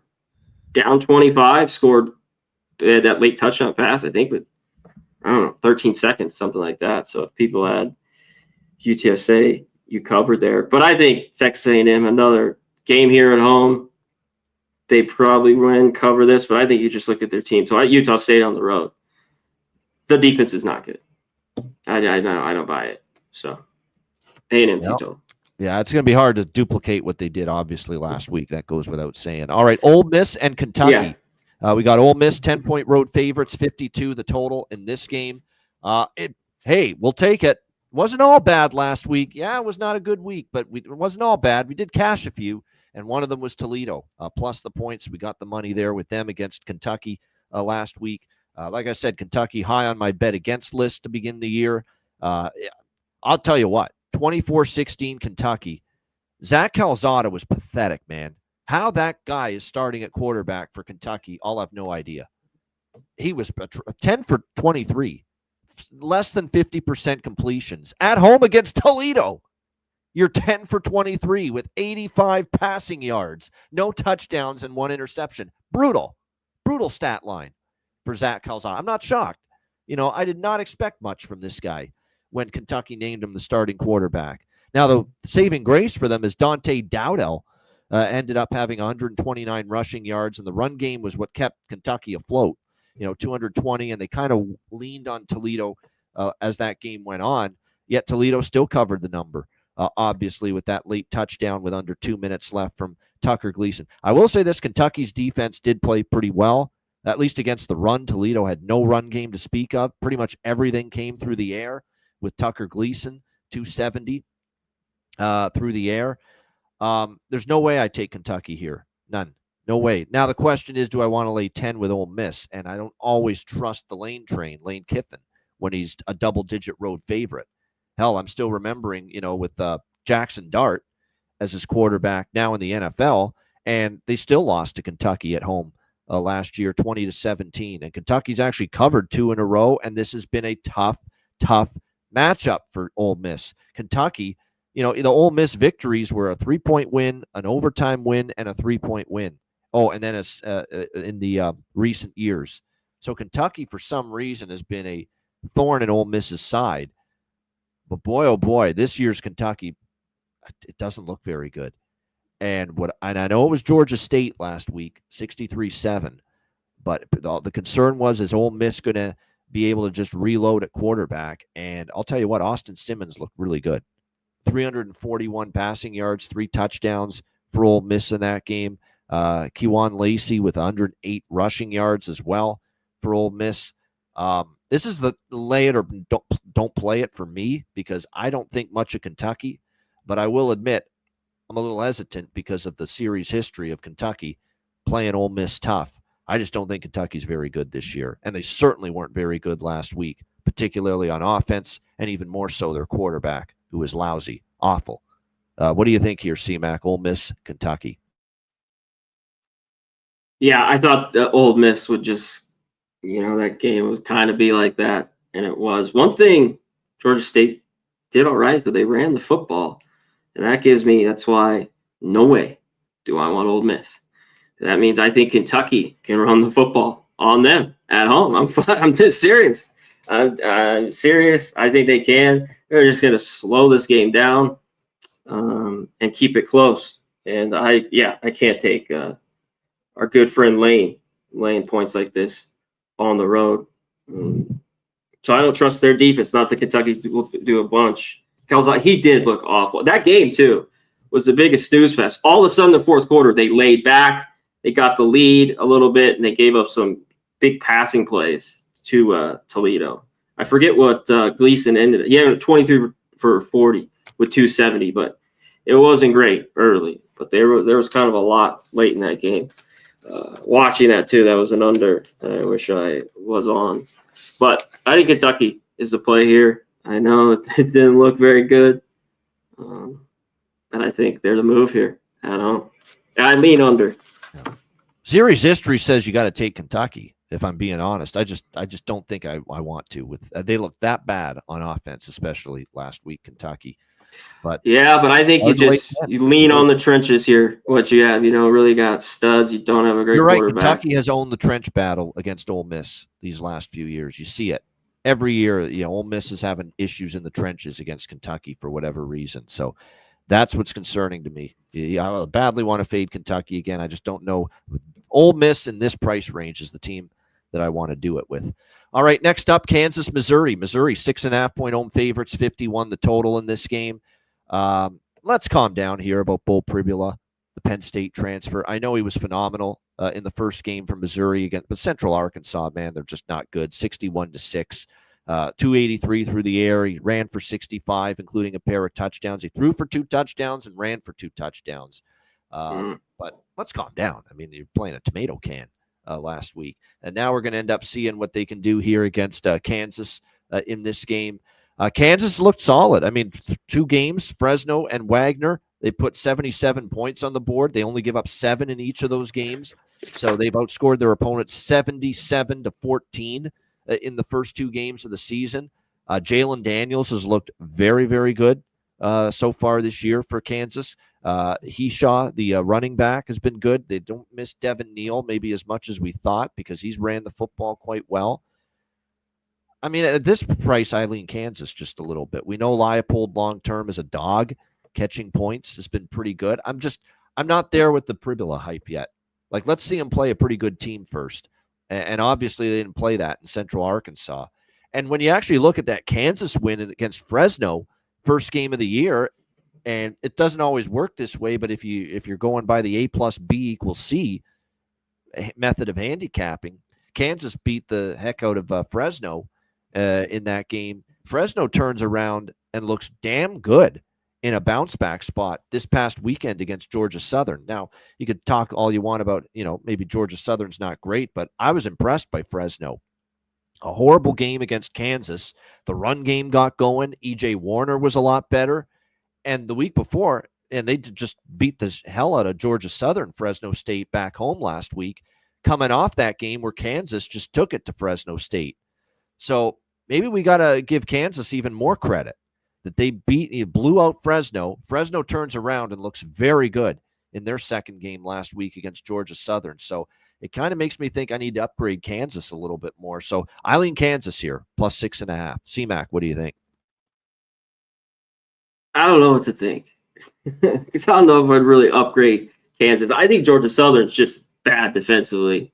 I didn't think it'd be that big of a blowout, but I thought Fresno, and it was a little strange. The line, it moved. I thought Georgia Southern was going to go in there and win, but Fresno played better. Defense played better. And how about Warner? Just take care of the football, my guy. Things will be a lot better. God damn. But Kansas looked good against Wagner. Impressive. This is a game that's huge, I think, for Daniels. Like if he takes care of the ball, I think they're in this. If he has one of his games, he's looked so good. Everyone's like, he's back. He's not, he's obviously he's not hurt yet. So let's just hold off on that. So he's healthy. And this is Kansas defense. Really good. It's just too early because I don't know if they are, in just these two games. Missouri will be the toughest offense that they've played yet. Yeah, for sure. And this was just tough for me. I under the touchdown, I just can't get there. Missouri always solid at home, but I need to see more of them too. So this just might be a way for me. All right, pass for CMAC as of now with that one. All right, next up, we continue along here. We've got Fresno. Speaking of Fresno State, here they are, Fresno State and Oregon State. We got Oregon State 3-point home favorites, 47.5 the total in this game. There's another one that I've just bad read on was Oregon State. I liked Oregon State last week at home against Cal, but credit to that quarterback. I did not think he was going to be that good. He was excellent. Sagapolutele, the quarterback for Cal. JKS, as we need to start calling him by his acronym, JKS. But he was excellent, and he was the difference because I actually thought Oregon State's defense eventually started to, clamp down a bit. What it was unfortunate for Oregon State is the offense really struggled most of that game. We'll see if they can bounce back. I'm not ready to sell Oregon State down the river. It was a bad first game. That Cal quarterback played better. Last time we saw Fresno on the road at Kansas, they were non-competitive. And as Connor Mack just alluded to, do we give Fresno State a lot of praise for last week against Georgia Southern, or do we just, Georgia Southern could be that bad, especially on defense? So I'm kind of considering giving Oregon State another shot as long as this game stays at 3 or better, especially at home for a second straight week. You don't want to go 0-2 at home to start the year if you're Oregon State. I think they can get this done. It's Beavers or nothing for me. C-Mac, what do you think? Yeah, Malik Murphy in that game, he just looked sloppy. The offense did a little bit. Fumbles. He had a pick in that game. That was when I took the under. It just stayed under barely. But the line was moving. I'm like, I think this Cal kid's going to play well. I'm like, why is this line screaming to Cal a little bit? And they came out firing. I think the game settled down a little bit. 2 touchdowns on 2 drives to start the game, and it bang, felt bang right away. Oregon State like a haymaker upside their head. Yeah. And what we get into, Fresno against the Georgia Southern team ran the ball well. I think it's Oregon State here is my lean. Like you talked about, another home game. They got to play better. The defense needs to be better. They have to stop the run. And as much as that happened, we just hit on it. Warner still didn't do much. He had a couple picks. It didn't really matter because they ran for 350. But he's tough to back right now. I'm sorry. as a dog. I just couldn't do it. So I think I lean Oregon State here. All right, me and you both. All right, Troy and Clemson. Clemson, 33.5-point home favorites, 51.5 the total. Clemson licking their wounds a little bit after a rough second half against LSU as LSU comes back to beat them in Death Valley last Saturday night. They certainly get the right opponent at the right time, I think, for a bounce back spot. There was certainly, from what I read, a lot of negativity around Troy's program in the offseason. A lot of players left in the transfer portal. The cupboard's pretty bare. There's not a lot of high returns being given to this Troy team. And when you look at that first game against Nicholls State, who are not the greatest in the FCS ranks, it was a grind, man. That game was tied early in the fourth quarter, 17-17. And in fact, Nicholls led that game 17-7 early in the third quarter. And then it was basically and then Troy outscored Nicholls State 31-3 from the early big runs quarter onward. And it was, their offense got going, and I think Nicholls State kind of wore down the run game. They started to lean on Nicholls pretty good. I'm still not sold on Goose Crowder as a great passing quarterback for Troy. And running the football is not going to be easy against Clemson's defense. And if they can't run it, what's Goose Crowder going to do throwing the ball against this Clemson defense on the road and an angry, pissed off Clemson team? And Dabo's going to get after them a little bit after the LSU game. I think there's a Clemson first half spot. Minus 20, minus 20.5 is the current number for Clemson first half. I could see them, starting strong, putting up a big number early. I'm just not liking a lot of what I'm seeing from Troy. Not to mention the defense. Now the defense did, come around later in the game, but first half of that game, Nicholls was moving the ball up and down against that Troy defense. And I think Clemson and Cade Klubnik can do the same. You're not playing LSU's defense now. A nice bounce back spot for him here in this game. So to me, this is definitely, I like the full game too, 33.5. I'd lean to the laying the full game, but I think I like the first half point spread even more, 20.5 here with Clemson. First half to have a big start to this game against a team they should be able to dominate in the trenches. C-Mac, what do you think here? Troy, Clemson. Yeah, they should be. I don't want my money on them. I don't know what to make of Troy because I don't think they're really, really good. You talked about Crowder. I don't really trust him. I don't know if they'll move the ball much. So maybe their team total are under in this game. Clemson, what I found in that game, they went to Pat throwing it, and it wasn't very good. He was 19-38. He had a pick. But they couldn't run the ball. They could not run the football against LSU, which at all. And they have to run it, and they should have success against Troy. But I don't know if Antonio Williams is going to miss this game. He left the LSU game with that hamstring injury, and he apparently hasn't been ruled out, but he didn't practice yesterday. And without Antonio Williams, I thought that receiving core was pedestrian against LSU. Bryant Wesco and TJ Moore, Wesco's all right. Tyler Brown, and that's a big deal because I didn't love what I saw from the depth at that wide receiver spot for Clemson after Antonio Williams left that game. So that's an impact injury for Clemson. It is. So this is, I have nothing here. Yeah. Yes. All right. Next up, we continue along here. We've got, let me see here. There we go. Miami, Ohio, and Rutgers. Rutgers 14-point home favorites, 46.5 the total here in this game. Not pretty by Rutgers last week against Ohio, as they struggled to win the game straight up, as 15-point favorites. Just escaped with the win against Ohio last week. Now they're playing another MAC team at home, Miami, Ohio, and thankfully I still cashed with the Rutgers team total because I almost laid the points with them and didn't. I said I'm going to go team total instead. Team total cashed, but they didn't cover the number. So thankfully I made the right decision there. Team total over on Rutgers last week instead of taking the minus 15, laying the points with them. I'd probably lean that way a bit here. I think their offense can move the ball against Miami. Miami defensively, usually under Chuck Martin, pretty good. And I'll say this against Wisconsin. They had a solid game last week. Now, Wisconsin's going back to the ground and pound offense of the old days of the Badgers. And, that probably played a part in some of the struggles, but you have to tip the cap a little bit, to Miami O.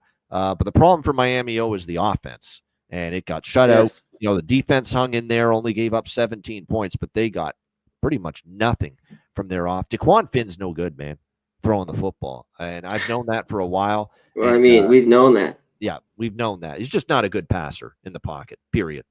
9 for 18, 83 passing yards, 2 interceptions. That's not the stat line of a quarterback I want to back on the road against a Big Ten defense, albeit a Rutgers defense that was leaky big time last week against Ohio. But I think there's a big difference between Parker Navarro and DeQuan Finn right now as far as quality of quarterback. This is going to be a no bet for me. Like, I'm not going to get involved here. I don't trust Miami O enough, especially that offense was putrid. But boy, Rutgers defense wasn't exactly great last week. And laying 14, look, didn't even get close to covering the number against Ohio last week. But I have a real concern about Miami O being able to move the football on offense. And you got to believe Greg Schiano's gotten after his team defensively a little bit after that Ohio game last week, looking to make adjustments. So maybe an under here, because I don't see Miami O moving the ball. What do you think here, C-Mac? Yeah, I was looking at this under. I don't know if Miami, Ohio can get their team total. I think Schiano has them playing better. That was the one. I also think Ohio's offense could be a lot better than Miami, Ohio's offense too. Well, yeah, and I was high on Ohio. There's a lot of kind of like they're going to fall off. They still had Navarro. I thought it, and even with that line, because I was like, this is crazy. It's moved to 50.5. They think Rutgers is just going to blow them out. And, that was a team. I didn't take Ohio. I was kicking myself. Navarro was pretty good in that game, too. Didn't have any turnovers. They had a few big plays, Rutgers, too. I think they had a block punt. There's a couple others in that game. But it ended up being tight there. Miami, Ohio. Whew. Do you want to watch that offense? It's like paint dry. Oh, that was horrible.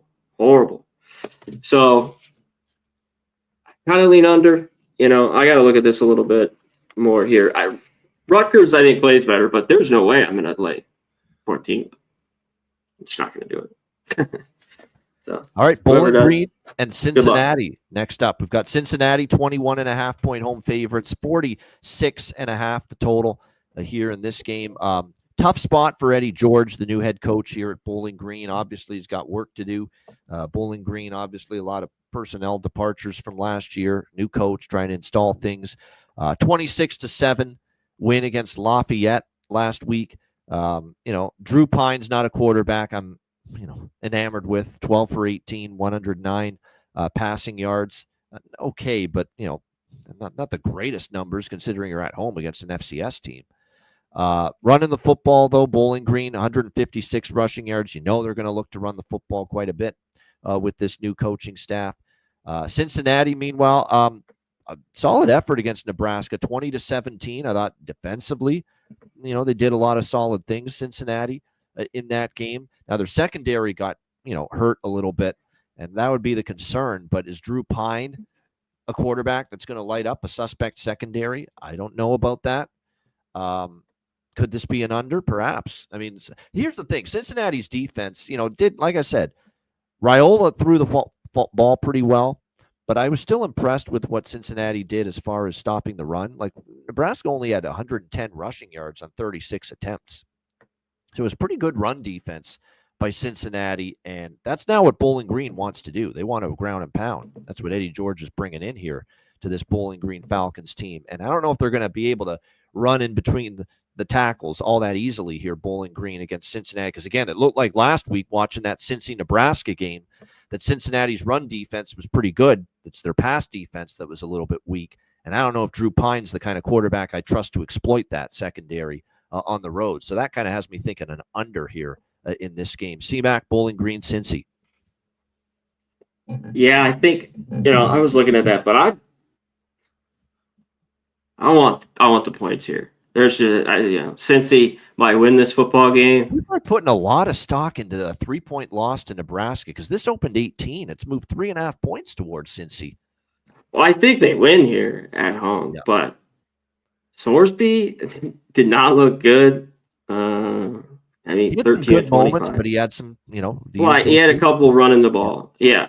But, man, and a little bit in that game, didn't Nebraska control the clock? Hold on real quick. I think it was like 2-1, right?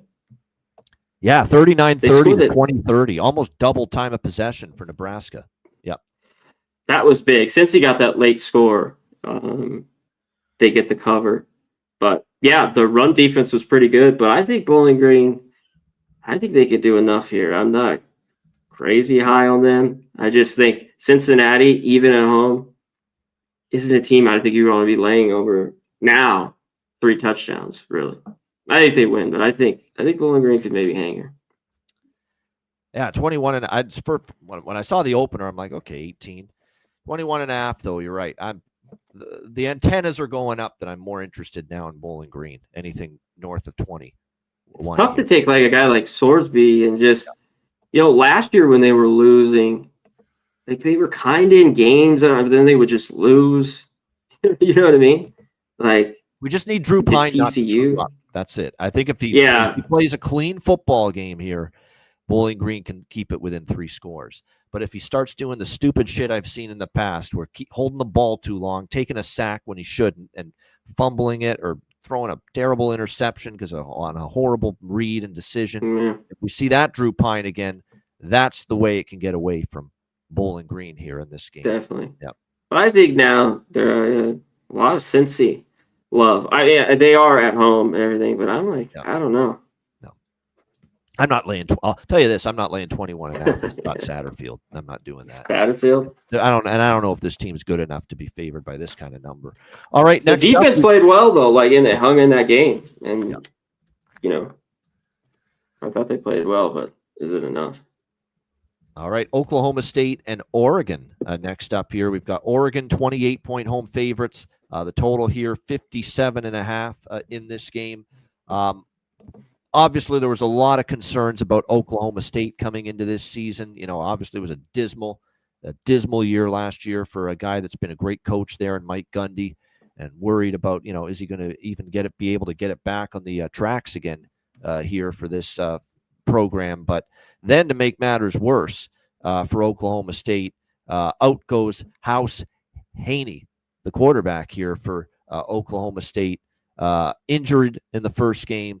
And obviously due to his injury, like I said, it doesn't look like Haas Haney's going to be back anytime soon. First quarter injury, and he's out for at least over a month. So this becomes Zane Flores now taking over as the starting quarterback here for Oklahoma State.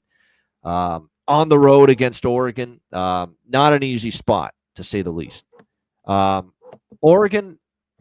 I thought Oregon would take a step back this year a little bit.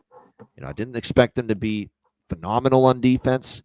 I wasn't sure what we were going to get from Dante Moore. I was not exactly ready to sing his praises and believe he was going to be phenomenal until I saw it for myself. But I will say this, he did look terrific against Montana State. Now, again, it is Montana State at home, but Dante Moore looked really good. 18 for 23, 213 through the air, 3 touchdowns, no interceptions, but I need to see more. That's where I'm at with that. Oklahoma State, meanwhile, we'll see Zane Flores on the road. They had a 27-7 win against Tennessee Martin. It was an ugly win for Oklahoma State. They did have 360 yards of offense. They did hold Tennessee Martin to 225 total yards, so they did play well on defense last week, Oklahoma State. But wait, you're going to compare UT Martin at home to Oregon on the road? You can't compare that whatsoever. I probably lean to laying the points because I think this could be a rough spot for Oklahoma State, but I don't know if I'll get there. I just, I don't. I need to see more from Dante Moore. Great last week. Let me see more. C-Mac, what do you think? Oklahoma State, Oregon. Yeah, and I got to see more Zane Flores. Yeah. I mean, holy shit. I'm not back. No. He 13 to 20 for 136. Yeah. And this is a big number, though. It seems like Oregon will at least get theirs. So maybe this is the team total with them. If you're a little bit with the big number, like you got to think to get to 40 here, maybe. Does Oregon? And yeah, UT Martin covered that game. Like I looked at them a bunch. They got that early touchdown, and that was enough. They covered the number there. Yeah, Oregon. I mean, they ran just normal Oregon. What they have over 250 on the ground. Moore looked good. 59-13. ACC win. I don't know if this one will be as easy, but yeah, I got really nothing. This is just a wait. It's tough to look with Flores, and I think it's another game Oregon gets. Their schedule gets tougher, so we'll get to them like we talked about earlier. I don't think you need to be too crazy to battle off the one Montana State blowout. No, that is true. I would agree with that. No question. All right, next up, this is a really sneaky good game. In-state battle inside the state of Texas. Texas State and UTSA. Meet the Roadrunners. UTSA 4.5-point home favorites, 65.5 the total in this game. I can't resist me some Eastern Michigan plus the points as a road underdog. They were 30-11 against the spread as a road underdog, Eastern Michigan, going into last week. But their defense had zero answers for Texas State. They could not stop the Bobcats at all. They were competitive. They were moving the ball.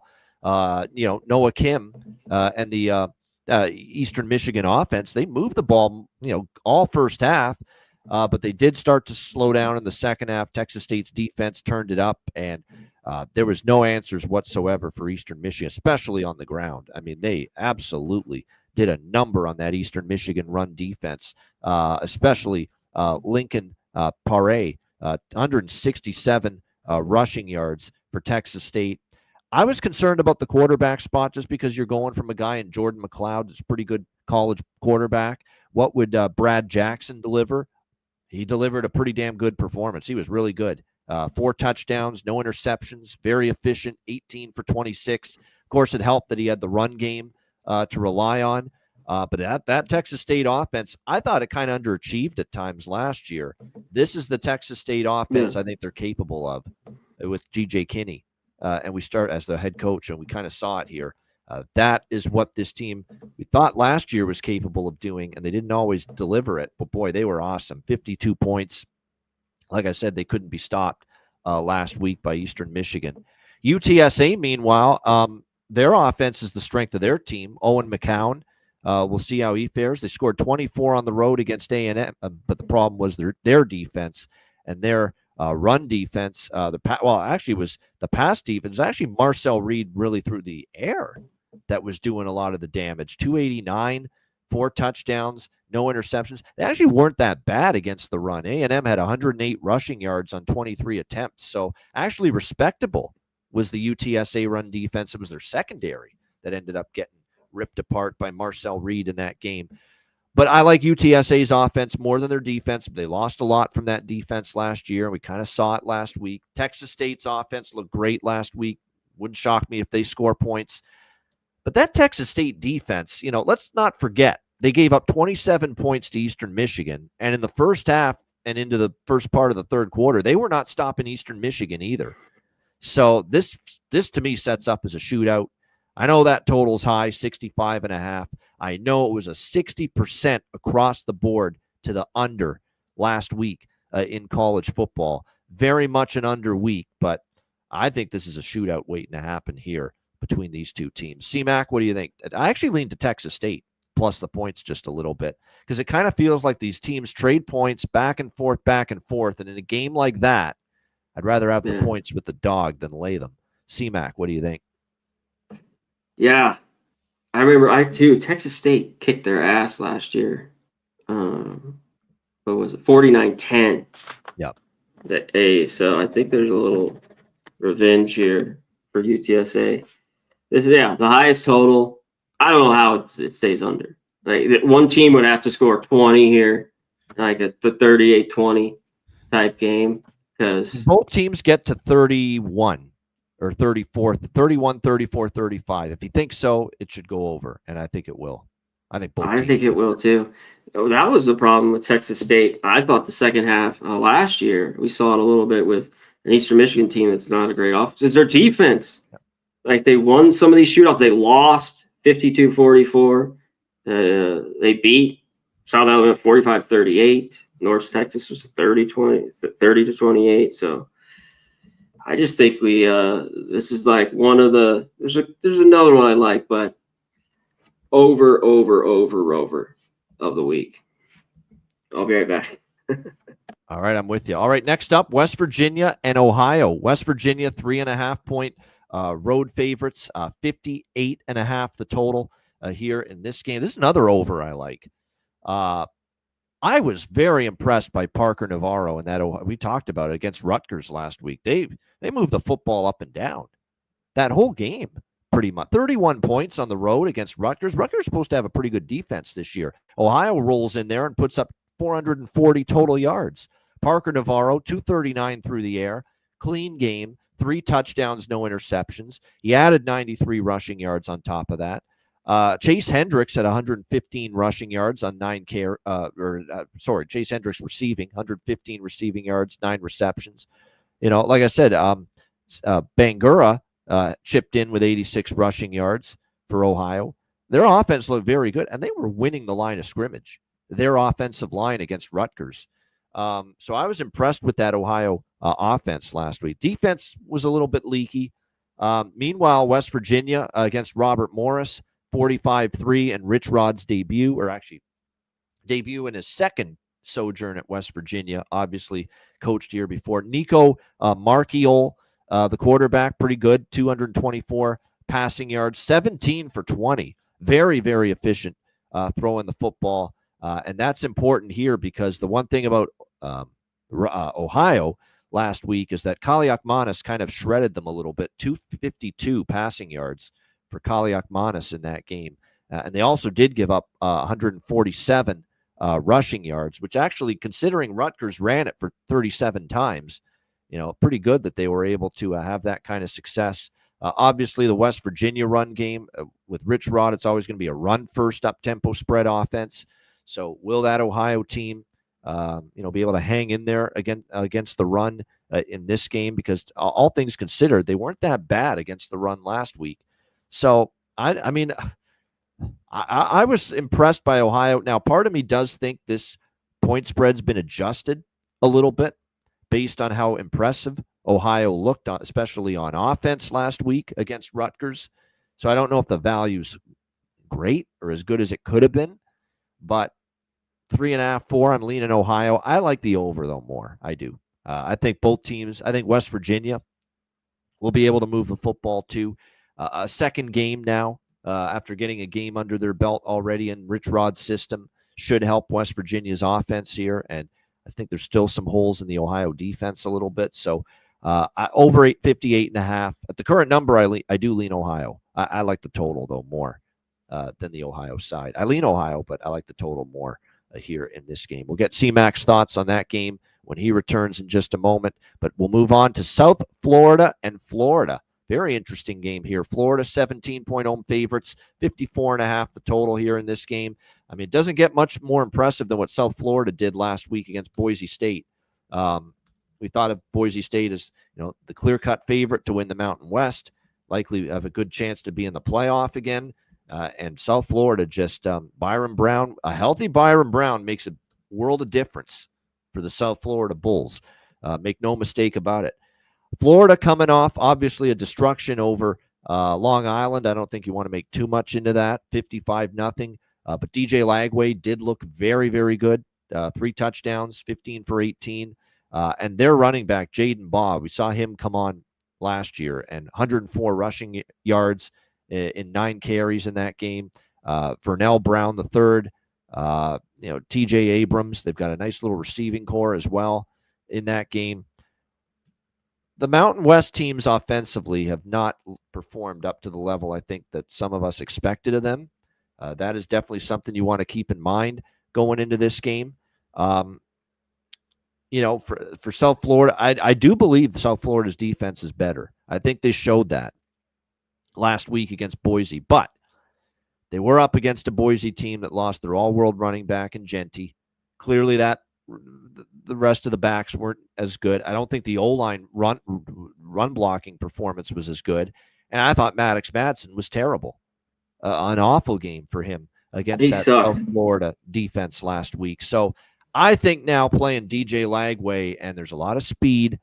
Baugh is a phenomenal running back for Florida. I think Florida will score points in this game, but I think South Florida will be able to move the football too, and maybe enough to stay inside this number, because this is a big number. It just took down what was supposed to be one of the heavyweights in the group of 5 in Mountain West and Boise. And I think Florida's a hell of a lot better potentially than Boise, especially on offense, but that's a lot of points to be given the very confident South Florida team, and a South Florida team that under Golish, they've covered their share of numbers as an underdog. Let's not forget that either. So I kind of like USF here as long as it's 17 or more. I think the over could get there here as well. I think points could be scored both ways. C-Mac, what do you think here? South Florida, Florida. Yeah, I think this game's going to be pretty good. Brown. It's like, I don't think he just was good. You know what I mean? 6 for 24, 210. He ran the ball, 14 for 43, 2 touchdowns. Very well. Yep. Yeah. Singleton. Yeah, a couple big plays. Nimrod. So both these teams have the athletes. I think there is a bit of scoring here. And how much do you take is like South Florida, is their defense, really this improved like against Boise? I don't know. My personal belief is, while I do think USF's defense is better, I think a lot of that was a really, really putrid performance on offense from Boise. That's just what I saw. Yeah, I think so too. I think Florida might win this. This is tough. It just seems like it's short. This was over 3 touchdowns. Yeah. South Florida plays so well. It's a little lower, but I think they can hang here in this game. All right, let's go back quickly to West Virginia, Ohio, just to get your thoughts on that one, C-Mac. Well, you know what I want here, Ohio. But I needed to look at this game a little bit more. I think Ohio's defense can do enough here. Rutgers was able to score on them, and we talked about the mistakes before in the punk block. But if Navarro runs it like he does, takes care of the ball, like I think they can be in this football game. Flat out. And West Virginia, I mean, it shows to me that this isn't this big, this line, that these teams are not too far off. You know what I mean? And I think Ohio's live. All right, next up. Live. There we go. All right, Arkansas State. And I'm with you. I like the over more in that game, as I mentioned a moment ago. All right, Arkansas State and Arkansas. We've got Arkansas 23.5-point home favorite, 63 the total. This is one I would consider laying it with Arkansas. I think they kind of would want to, beat down this Arkansas State team. I don't think Arkansas State's as good. Not that they were, they had their issues last year, but I think this year when you look at Arkansas, and I like Jalen Rayner and a lot about their offense, but I still think this defense is very, very suspect. They gave up almost 400 yards to Southeast Missouri State last week. So I think that's a concern here against Arkansas. Arkansas, obviously 52-7 last week. Say what you will about Talon Green, work in progress, but I thought, well, again, maybe a product of the bad opponent, but I thought he was very efficient, much more accurate. Can he carry that over here into this game is the question. This is one where I would lay it or don't play it. I see a lot of concerns about the Arkansas State defense, maybe an Arkansas team total over. And the one thing, too, I've noticed with Arkansas, and they showed it last week, too, they will punch in late touchdowns if they're already up big. They will do that. And this actually, I think, is a part of the DNA of Bobby Petrino, the offensive coordinator of this Arkansas team, that he's not afraid to punch in another touchdown late in the game. And that could be what gets them the cover, with this point spread being around 23.5. So I haven't bet this yet, but I do lean to either Arkansas minus the points or a team total on Arkansas over. C-Mac, what do you think? I think it's the team total or this full game over. That was one thing, like Arkansas State, you touched on all those yards they gave up to SEMA. I was like, wow, this defense. isn't very good. But I think the offense, I think they could move it on Arkansas here a little bit to get the full game over. I don't know, maybe if they cover, but I think it goes over. All right, next up, we've got North Carolina and Charlotte as Chapel Bill and the Tar Heels look to lick their wounds after a throttling at the hands of TCU on national television on Monday night.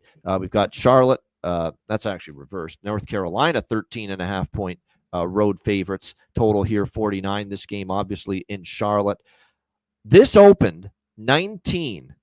North Carolina was 19-point road favorites. It's moved 5.5 points. The money is poured in on Charlotte. It is an all-out feeding frenzy for the betting markets against Bill Belichick right now in North Carolina after what they saw last night. They just said, I don't care who they're playing. I don't care what the number is. Things were that fucking bad last night for North Carolina. We got to get in hand over fist fading them again this week. That's what's caused this move. North Carolina 19 all the way down to 13.5. It's hard to argue with it. It was ugly.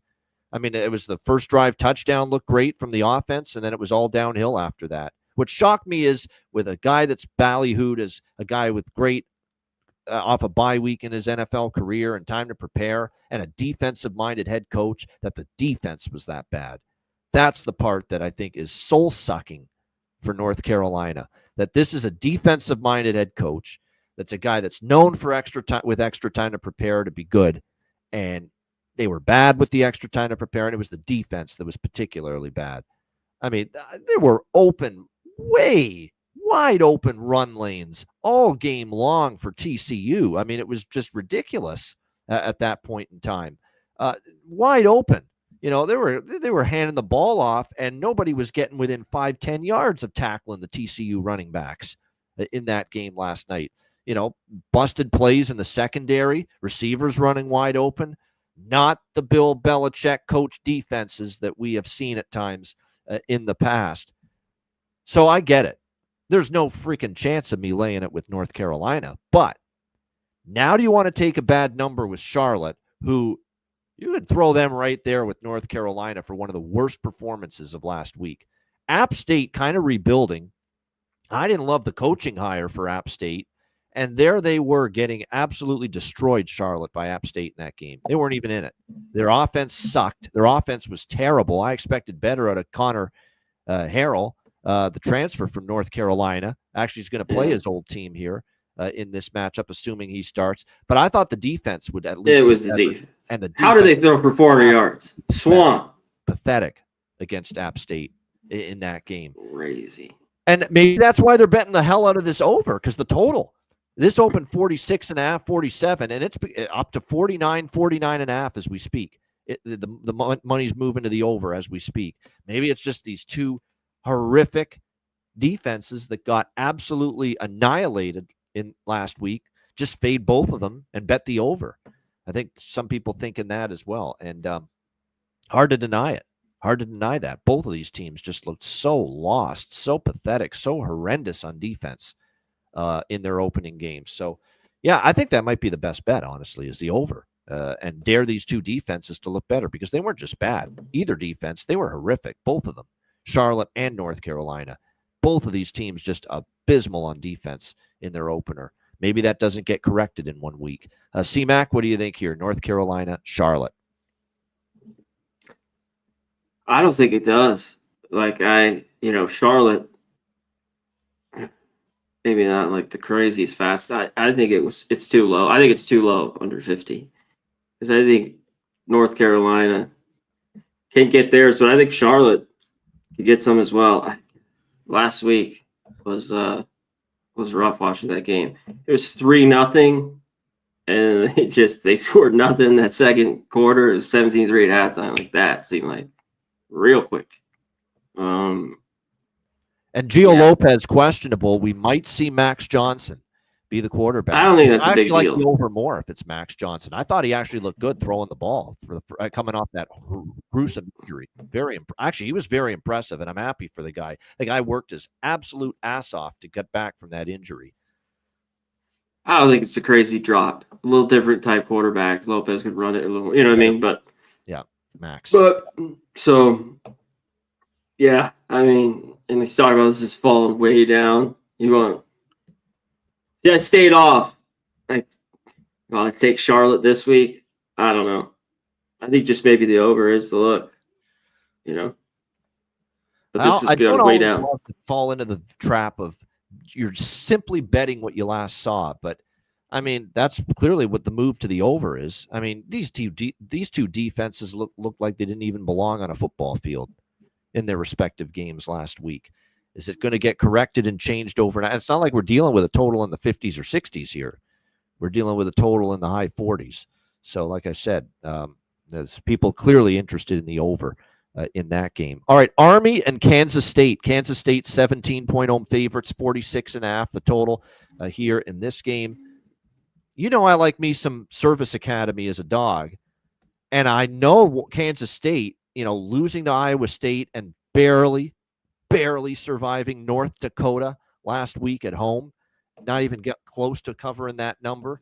I mean, I kind of want to take Army here, but Army was pretty rough from Army last week, and we knew it was going to be a step down. I mean, Captain America, Bryson Daly, Kanye Udo, all the great talent they lost from that amazing Army team last year. You knew it was going to be a work in progress, but the fact that they lost, at home to Tarleton State, that is just that's a very concerning sign here early in the season for Jeff Monken and this Army team. So normally I love Army getting points, and I'm not ready to trust Kansas State laying 17 with what I've seen the last couple of weeks. But boy, Army, they didn't look good, and I'm certainly hesitant to take Army. I lean Army, but I don't know if I'm going to get there. C-Mac, what do you think here? Army, Kansas State.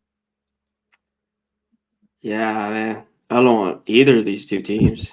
That's kind of to tell you the truth. Yeah. Like, I think K-State, I just don't want to lay 17 points with them. Maybe here, second game at home, that they look better. Army, they just lost that game. Like, just talk about bad playing the third quarter, but in the fourth, and to lose it, like, man, horrible. Coleman wasn't very good. He had two picks. He did run it. They're going to run it. We know that with Army. So they can have a little success. And this is the big thing. They can't get down. We talk about that. Like, they get down 21, like, they're just screwed. So, like, if they could stay in it, maybe it's early. So I got to think they play better. But that was a tough game to watch, them in Tarleton. All right, Houston and Rice. We've got Houston 12.5-point road favorites, 39 the total here. Very low total in this game. Go look at that Rice Louisiana box score last week. It's going to give you a headache if you do. Crazy stuff. Rice got 45 passing yards from their quarterback, Chase Jenkins, and they won the game. Yeah, they won the game, if you could believe it, with 45 passing yards from their starting quarterback. And yet there's Rice getting the 14-12 victory in that game.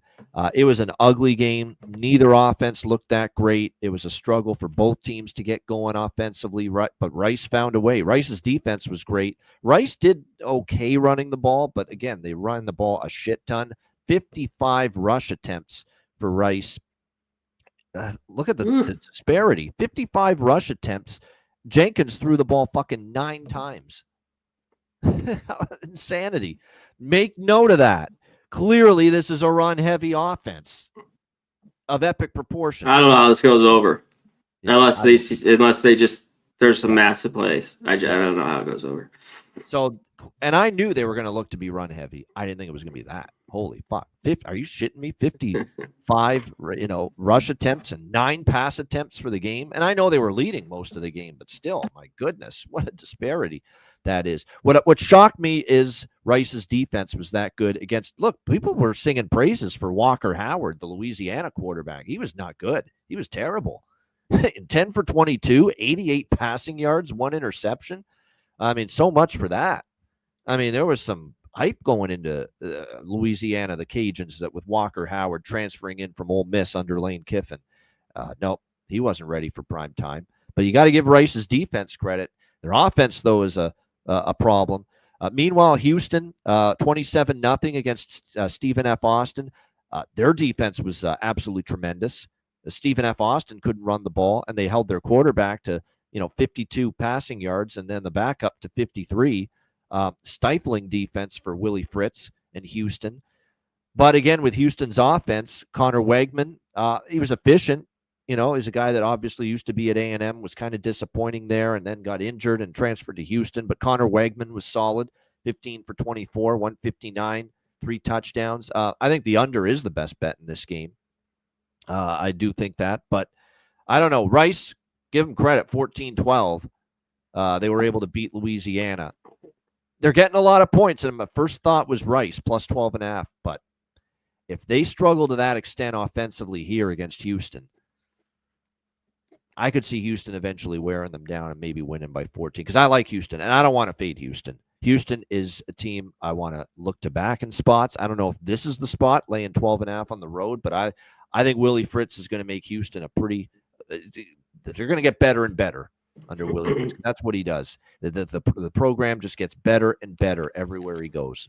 And I think we're going to see that from Houston. And even though I've got my issues with Wegman, I'll put him hands down above Zion Chris and all these fucktards that they've had at quarterback last year for Houston, who were awful at times. Connor Wegman's better than those guys. And for that reason, they got a puncher's chance on offense this year. C-Mac, what do you think here? Houston, Rice. Yeah, I'll be quick. It's just under. Take the under. Houston's defense is for real. It was last year.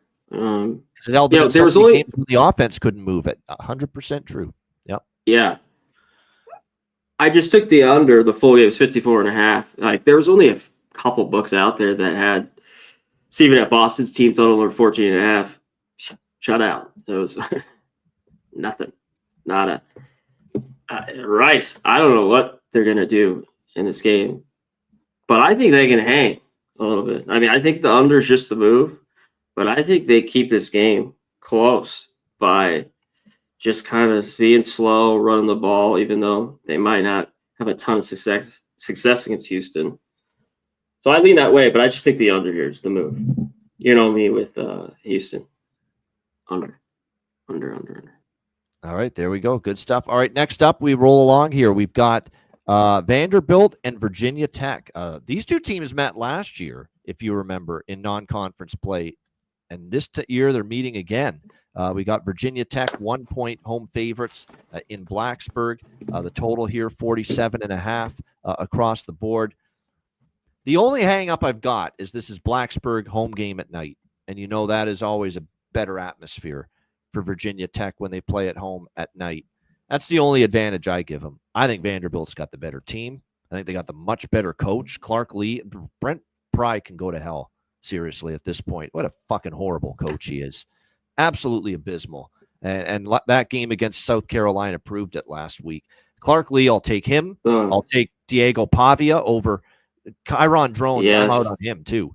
I mean, that looked like a flash in the pan that 1 year he had in 2023, where we all got excited about Kyron Drones. It's been a steady nosedive downhill ever since then for him at quarterback for Virginia Tech. You can't throw an accurate pass.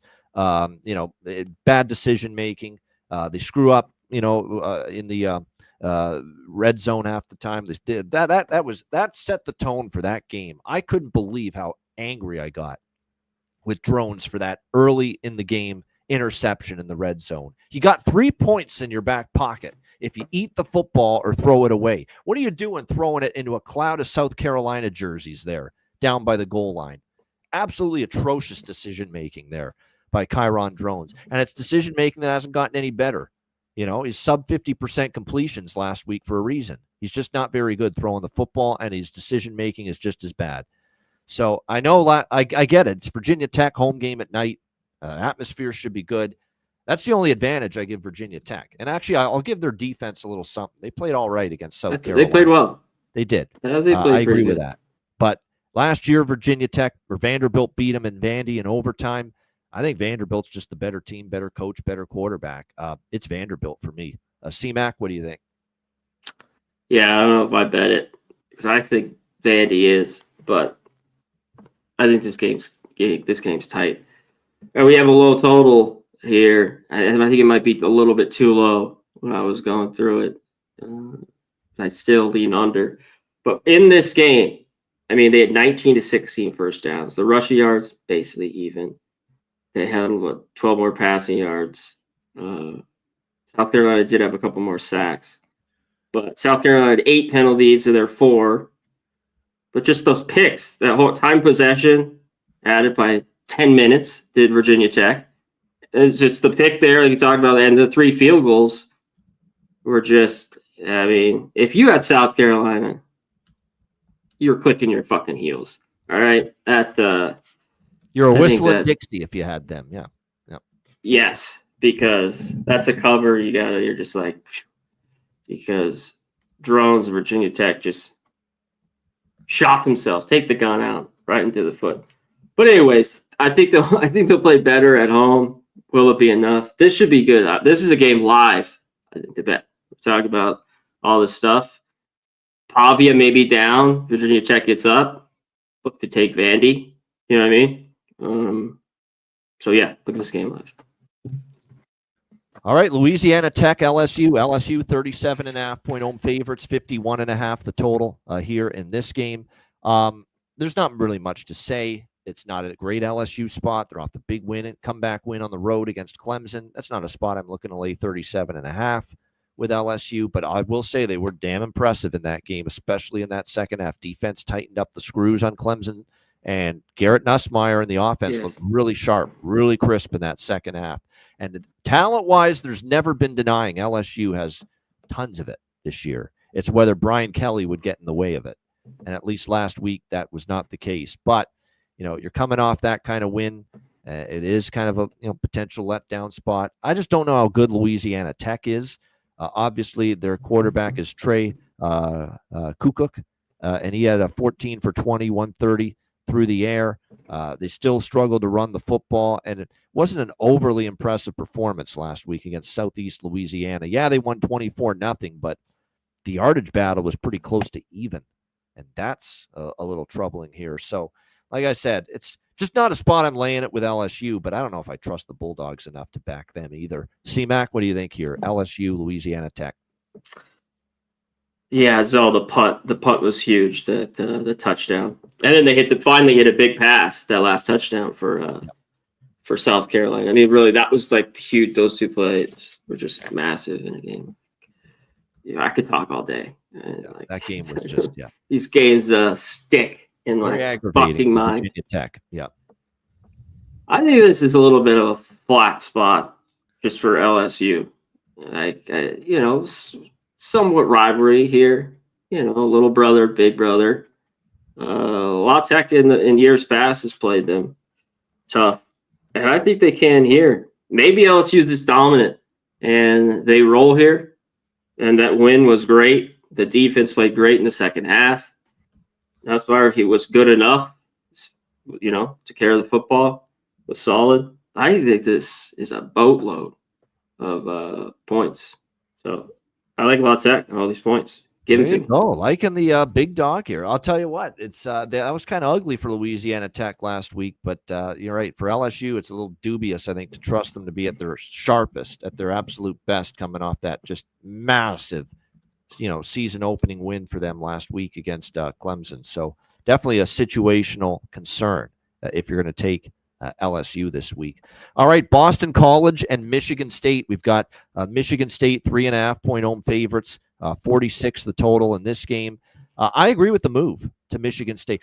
Brutal. You talk about my week in a nutshell. I had Michigan State -20. What a terrible beat that was against Western Michigan. And then the backup quarterback pick 6 with 2 minutes to go. And they had no business covering Western Michigan in that game. I looked at them first half, and they did cover. I was thinking, I might take Michigan State first half. We might have talked about it last week. I didn't, but yeah. And then for people full game, that's terrible, brutal. Yeah. It's a reminder that sometimes, and plus Jonathan Smith just took the air out of the football second half. Yeah, they were just, let's move on. We've got this game under. He is that type of coach. Yeah, and He so is that's not something going to run it up. Take note of. He's not a run up the score guy, and if you're going to take Michigan State as bigger favorites for future reference, you may want to take them first half, or at the very least split it up first half and full game. And believe me, I made note of that after that debacle last week against Western Michigan. 23-6, they were in control. But don't be fooled by the final score. I mean, like I said, they definitely took Aiden Childs out. And like I said, they really just tried to bleed the clock late in that game, but they dominated. I thought Aiden Childs played well when he was in the game. They ran the football nicely with Mekhi Frazier. And now you've got Michigan State in a point spread range where they're a little bit more trustworthy. That is for sure. Only a short favorite here. Boston College against Fordham, 66-10, looked pretty solid. Dylan Lonergan, the quarterback, 26-34, very impressive. But again, didn't really play a tough opponent. I think this will be a lot tougher here for Boston College. Now going on the road as well here to East Lansing. It's a night game as well at East Lansing in Michigan, so the Spartan crowd should be pretty good. I thought I got -3. 3.5, I still like Michigan State. Like I said, I think we already saw it last week. They'll be better this year under Jonathan Smith, and I think we're already starting to see signs of that. CMAC, BC, Michigan State. I like the under here a little bit, and it might be a move I have to make. I think Boston College. I'll give you the other way here. Oh, you like BC? At 3.5. Yep. I think they keep this game tight. I was a little higher on BC. We did the thing I didn't know. This would be huge for the win total. I don't know if they win it, but they played last year, right? So yeah, September 23-19. Little revenge for Michigan State. I mean, I like what I saw, but they always beat down, Western Michigan. I didn't, take too much from it. I still think their offense is going to have problems. I think BC has enough defensively to hang here. Boston College, plus 3.5. I lean under. Yeah, I think Michigan State is better. I think they're solid. BC, I'm still a little because Castellanos, let's be honest, he played great for Florida State. I still think they're going to miss him at some point. Lonergan was good, but again, it's Fordham. I can't put too much into that. We'll see how he does here in this second game on the road against a Michigan State defense that looked pretty good last week. All right, next up, we've got Ball State and Auburn. Auburn, 42.5 point home favorites, 53.5 the total. I get it. It's for Auburn. It's a big potential flat spot after beating Baylor on the road, but I'm telling you what, I laid it with Purdue last week. One of the good decisions I made. Yes, they look very good. Ball State looks really, really, really, really bad. Like maybe one of the worst teams in college football, kind of bad this year. Certainly one of the worst teams in the MAC. That's how bad they looked last week against Purdue. And with all due respect to Purdue and Barry Odom, I think is going to finally get that program in the right direction at some point. That was still a terrible showing for Ball State. And, I got to give, Jackson Arnold credit. He used his legs. I mean, that's something that he's clearly worked on, that I'm going to be more of an impact running the football from the quarterback spot. And Jackson Arnold certainly showed that against Baylor, but shut out 31-0. The offense was just dreadful for Ball State. Kyle Kelly didn't look good at all. And he's not a great passer to begin with. The defense just got shredded in that game from start to finish. And actually Purdue was kind to Ball State and took the foot off the gas pedal in the fourth quarter, or else it could have been worse. But Purdue went up and down the field all first half pretty much against that Ball State defense. So, yeah, I'm not interested in Ball State. I know it's a dubious spot here for Auburn a little bit after the big win against Baylor. And what do they have on deck after this? It looks like they play South Alabama, so not a huge look ahead.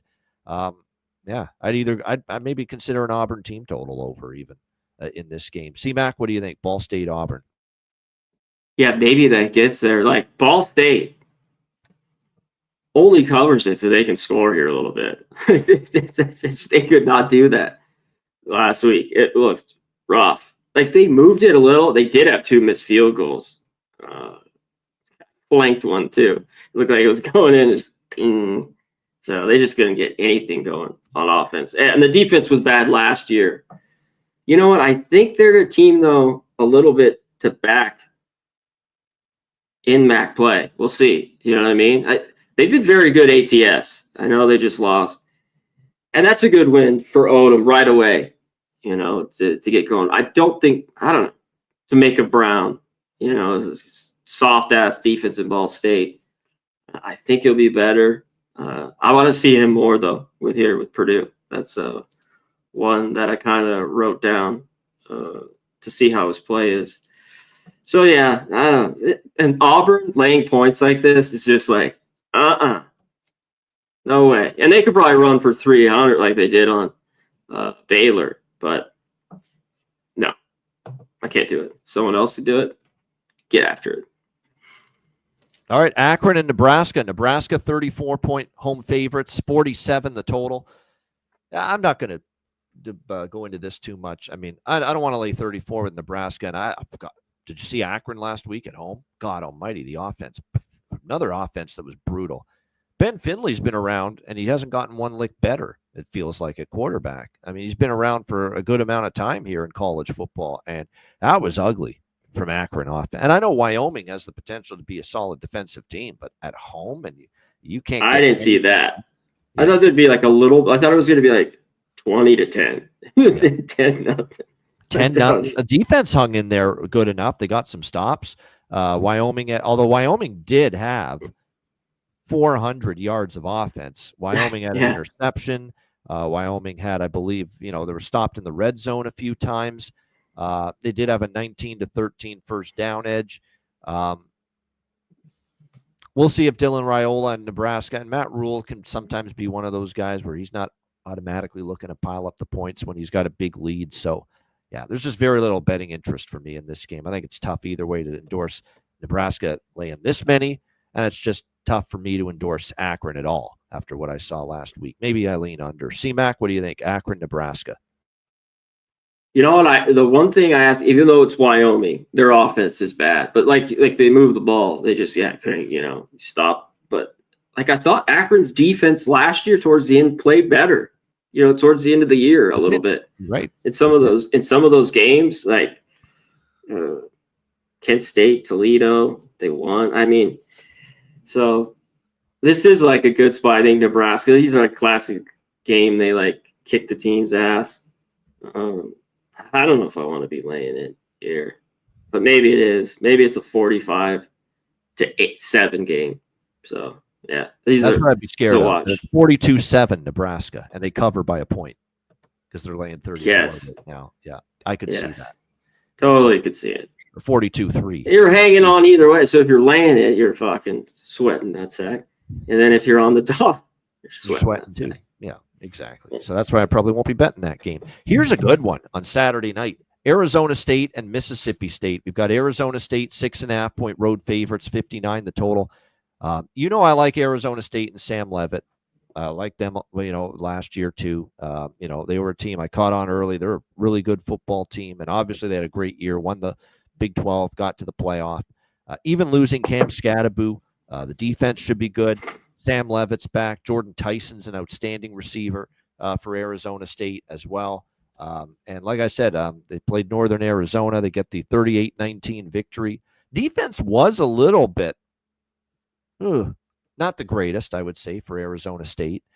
Ty Pennington had a pretty decent game throwing the ball. Now, they didn't do much running the ball. The run defense was very good for Arizona State. But they did get gashed a little bit in the passing game in the secondary. And obviously when you talk about Mississippi State and Jeff Lebby's offense here, and we saw it in the 34-17 win last week against Southern Miss, they're looking to definitely throw the football quite a bit, although they were pretty balanced. 42 rush attempts, 34 pass attempts. Yes, he comes from a bit of an air raid school of thought, but he definitely incorporates the run game, and with it, and wants to be balanced. But Blake Shapen threw the ball pretty well against Southern Miss. We'll see if he can bring that here to an Arizona State team that I like, but their secondary did give up some yards last week. Meanwhile, you look at Mississippi State's defense. I think it is a better defense this year. I do. But I need to see more than just, the way they played against Southern Miss. Braylon Braxton had a strong start, kind of petered out after that. But no doubt it was better than anything we saw from the Bulldogs on defense last year. No question. It was definitely better last week. But let's keep in mind, you're now going to that offense to playing Arizona State, who had a great offense last year, should have a great offense this year. Sam Leavitt can do it all. He can throw. Can you see this guy run now, too? Like, he could run last year. I think he's made it an even bigger focal point of his game to run the football more, Sam Leavitt. That touchdown run he had, my gosh, he turned on the Jets, and you weren't catching him. So very, very impressive from him. I think this is just a much tougher assignment for Mississippi State's defense. So I think this could be over the total. 59 is the total here in this game. I think there's a decent chance it could go up and over that number. Last year, I know it stayed under 30-23, but I think Mississippi State's offense is probably in a better way this time around, and I think it can push to go over that 59. This is tough from a side perspective. I do think Mississippi State could be bet on material and improved, and I already saw based on last week, I believe that they are better, but you can't compare Southern Miss to Arizona State. This is a pretty big step up here for the Mississippi State team, and I like Dillingham. I like Leavitt. I like that ASU team enough that I don't want to fade them. So it's a great game to watch. No real strong opinion on the side. Two teams I'd rather bet on than against. The over, I might get there with that. C-Mac, what do you think here? Arizona State, Mississippi State. Yeah, it might get there. I thought this was pretty high though. You know, on the over, they should be able to throw it. I mean, Leavitt will do a lot better than Southern Miss did. And yeah, it is what it is there. But I'm looking here at Mississippi State here a little bit. You know, there's not a lot. There's no really sevens. I haven't gone to a bunch of books. There's just a couple 6.5s, I think. Right? Do you see sevens? Yeah, 6.5 for the most part. I don't see sevens anymore. Really, kind of a lot. Yeah, I haven't gone to a ton of books on it. But I think the game was, you know, last year was what, 30-23. I think this game is going to be close. It won't be easy in Starkville. I think there has been some improvements. But I don't know much. Like, I don't think the defense is very good. So I think this could go back and forth here a little bit. And I think Arizona might pull it out, but I think this game is tight. I'm definitely looking at Mississippi State here this week. All right, next I'll lean Mississippi State here for Connor in this one. All right, Michigan and Oklahoma. Oklahoma, 5.5-point home favorites, 46 the total in this game. Obviously, it's a fascinating matchup. What a weird game it was for Michigan. They looked like they were going to just run away and destroy New Mexico early. They were up 14-0 in the first 10 minutes, and then all of a sudden, you know, there's touchdown and a field goal right before halftime from New Mexico. Michigan answers with a Bryce Underwood touchdown pass to Marlon Klein to make it 24-10. And then, you know, it just felt like gaining separation. Michigan got a little bit sloppy. Turnovers became a bit of an issue. They had a fumble in that second half, kept New Mexico afloat. And it was scary, too, is, you know, New Mexico had 3 interceptions out of their quarterback, Jack Lane. And yet Michigan, you know, still had trouble, like, putting that game away until very late. So it's kind of a mixed reviews kind of first performance from Michigan in all facets, offensively and defensively. Yes. Oklahoma. Yeah, no doubt. And Oklahoma looked very good against Illinois State, 35-3. John Mateer looked excellent, 392 through the air, 3 touchdowns. Looked like he made it a focal point to be more of a pocket passer this year. Or maybe it was just, you know what, I'm not going to expend running the football and use my legs against Illinois State. Let's save the bullets in the chamber for tougher opponents to run the football. I think, yeah, you agree with that, and I think I'm starting to think that too, that, you know, that's probably what it was. When John Mateer plays Michigan this week, his legs are going to be a bigger factor in the game. He's going to look to run the football a lot more. That's why there might be value on John Mateer over rushing yards, because we still think Michigan has a pretty good defense this year. Overall. So that might be a good prop in this game. John Mateer over rushing yards. I could see him running the ball a bit more against obviously a much better defense. So Yeah, I like Oklahoma. I don't know if I love the number 5.5. But I think Oklahoma can win this game. I don't know about cover though, 5.5, because I do Yeah. really like Underwood and the pedigree of Bryce Underwood at quarterback. I know it was a helter-skelter, up and down, erratic performance from him in his debut against New Mexico. But I just don't know if I want to lay 5.5. Pick 'em or -3. I'm interested. 5.5. While I think Oklahoma wins, I don't know if I'm running to lay this many in a game. I could see it being a 3-point game. C-Mac, what do you think here? Michigan, Oklahoma. Yeah, I was just like, yeah, ho-hum game for Michigan. I thought the defense didn't look very good.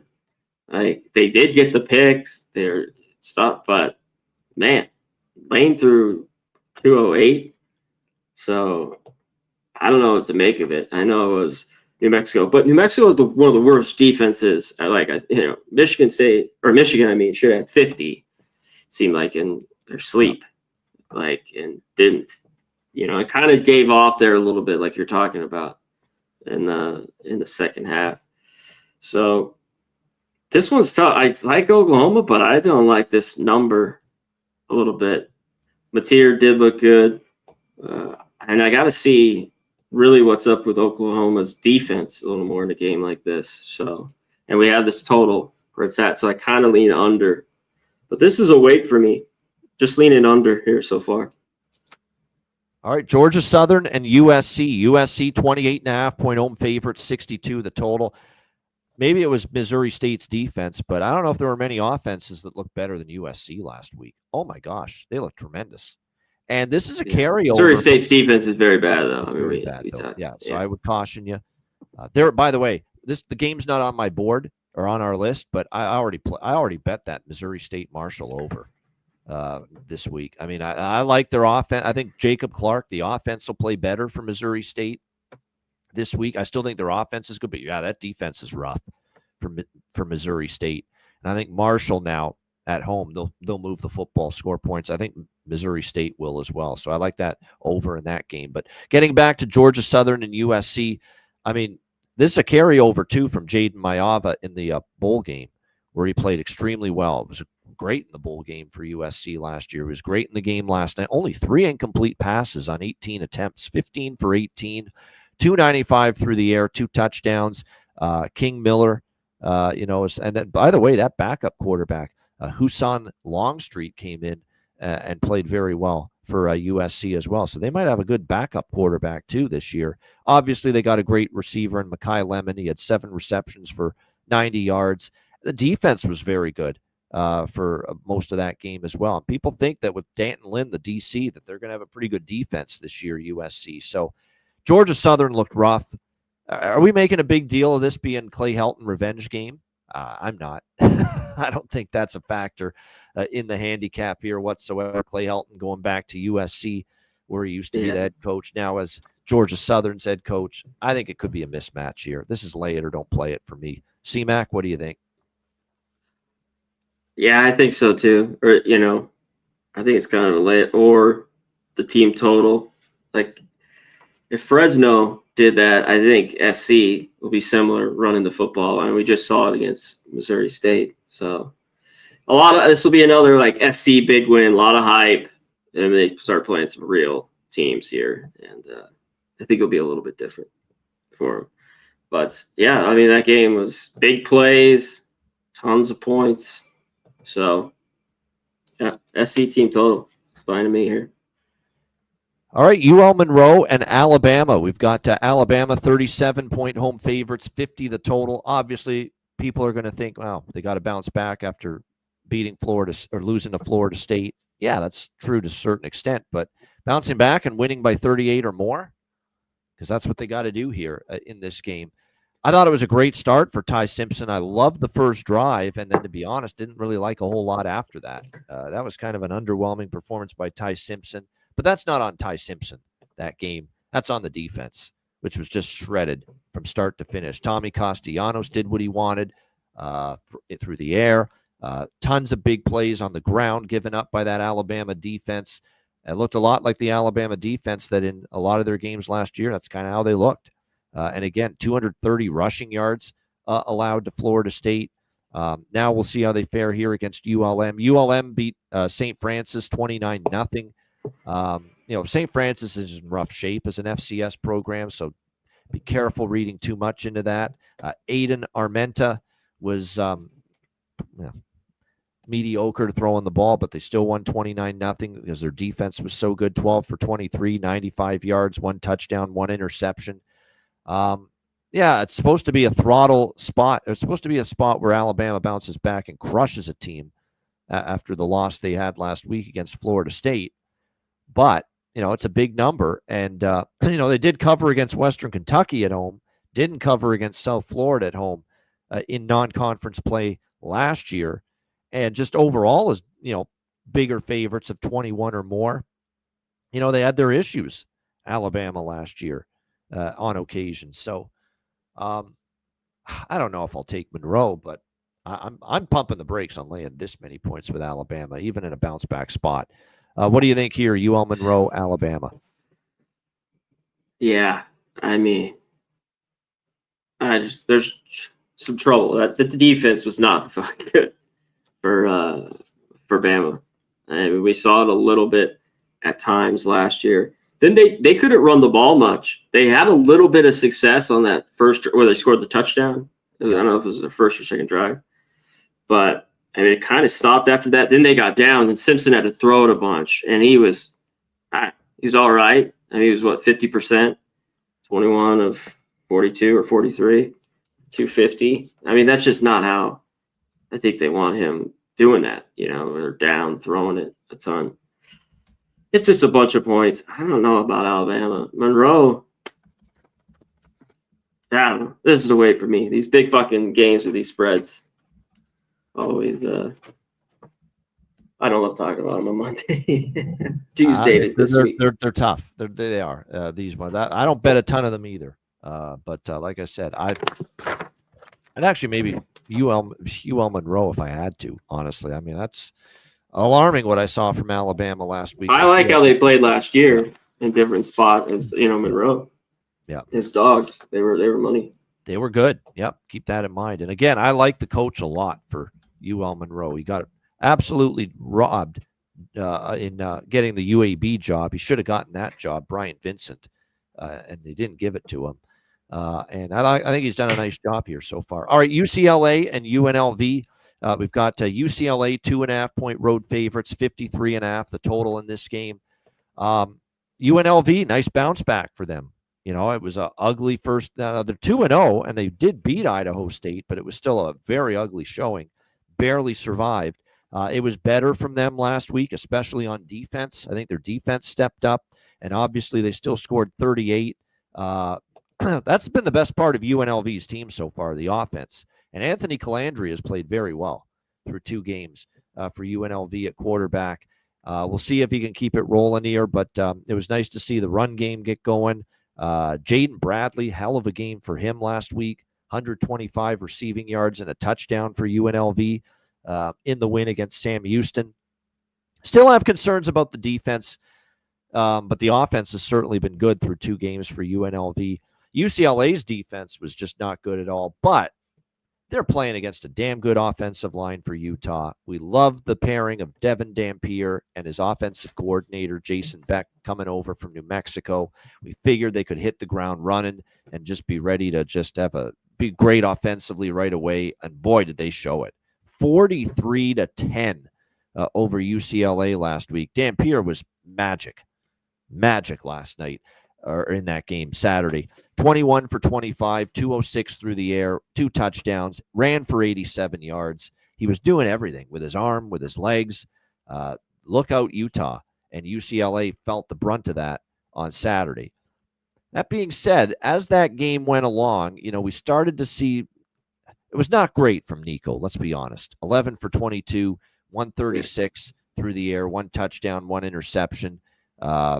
And you got to wonder, is he ever going to show the talent on a consistent basis he showed in flashes early in his tenure at Tennessee?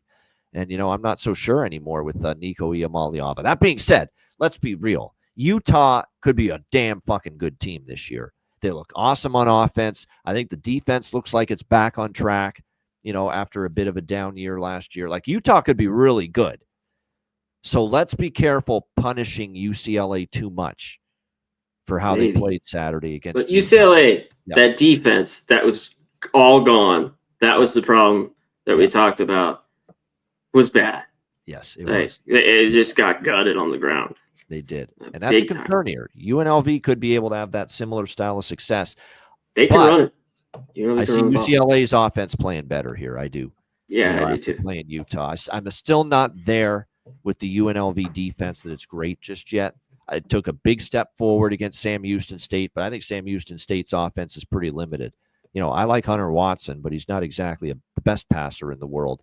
And I think UNLV kind of keyed in on the run in that game. And after playing a tough physical Utah team on defense, this could be a spot for Nico Iamaleava to finally maybe get his feet wet, get a little more comfortable, have a little bit more success. So the over 53.5 is appealing to me. That's kind of my lean right now in this game. I kind of lean to the UCLA from a side perspective, though. I feel like, let's be honest, UNLV played Sam Houston State is a bad program this year. They're terrible. And they barely beat. Yes. I think UCLA at anything less than 3, I'm interested. I think UCLA could still get the job done here. I do. So, 2.5, I like UCLA a little bit. Over is what I like even more. C-Mac, what do you think here? UCLA, UNLV? I know. I think UCLA is, going to slow it down, but I don't know if that's enough where both offenses can do enough to get this over this total. That might just be a little bit too low. I think UNLV can run it here. I mean, with Thomas, they have Lee, a few others. And Calandria, he played 2 horrible defenses. I don't know what to make it. I don't. One thing, UNLV had an easy-ass schedule. And they win a game like this, they're really winning 9 games. This is where I'm banking on strength of schedule. UNLV played 2 tomato cans, 2 patsies, 2 cupcakes. I know UCLA got blown out 43-10, but like I said, they could really be legit Utah this year. Maybe. I got to see it a little bit more, but they definitely look good the other night. UCLA, well, they just got slapped right away. I mean, the game was 20-0, 21-0 right away. Yeah, I think this goes over. I think UCLA could win it as well. UNLV's defense, I don't know how to make much of it because they're not good. Like, Sam Houston should have scored more points. It's just like Hunter Watson, he just can't throw the football. I mean, what was he, 11 for 22 for 100-something yards? So maybe it's just the over here. That is the look. Even with 2 teams that run it, it could still get over, which is big plays.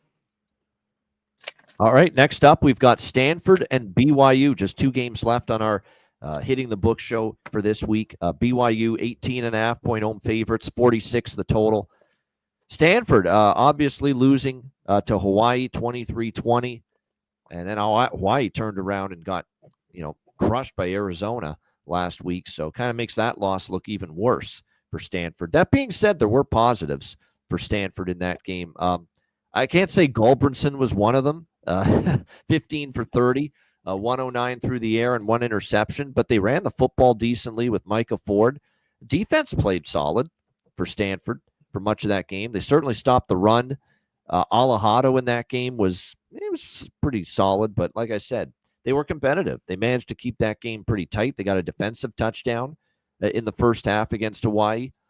And I'm not ready to lay this many points with BYU. BYU, I know, kind of, 69-0 against Portland State. Give them credit.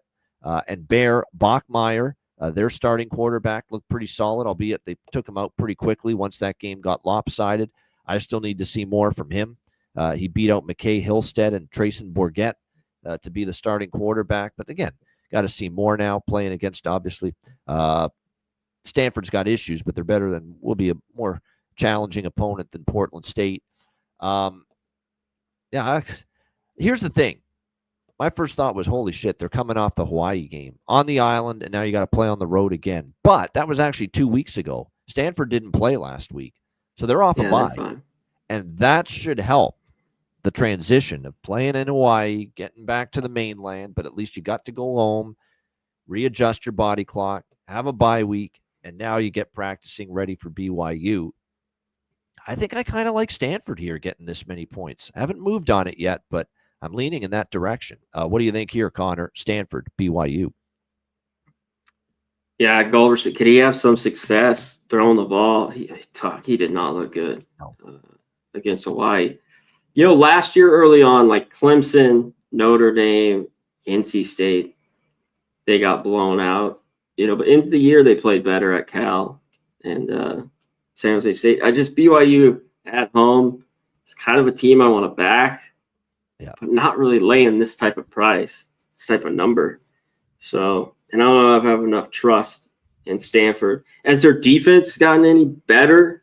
Like, especially their pass defense that's been dead last the last couple of years. Hawaii, it was game one. They didn't take too much advantage of it. I'm looking at the BYU home results last year, especially early in the season, and they just destroyed teams over and over again at home. So, drilled them. So I'd be concerned about that. Yeah. That's it for me. I think I've taught myself out of Stanford, quite honestly. I'm looking at these BYU home games.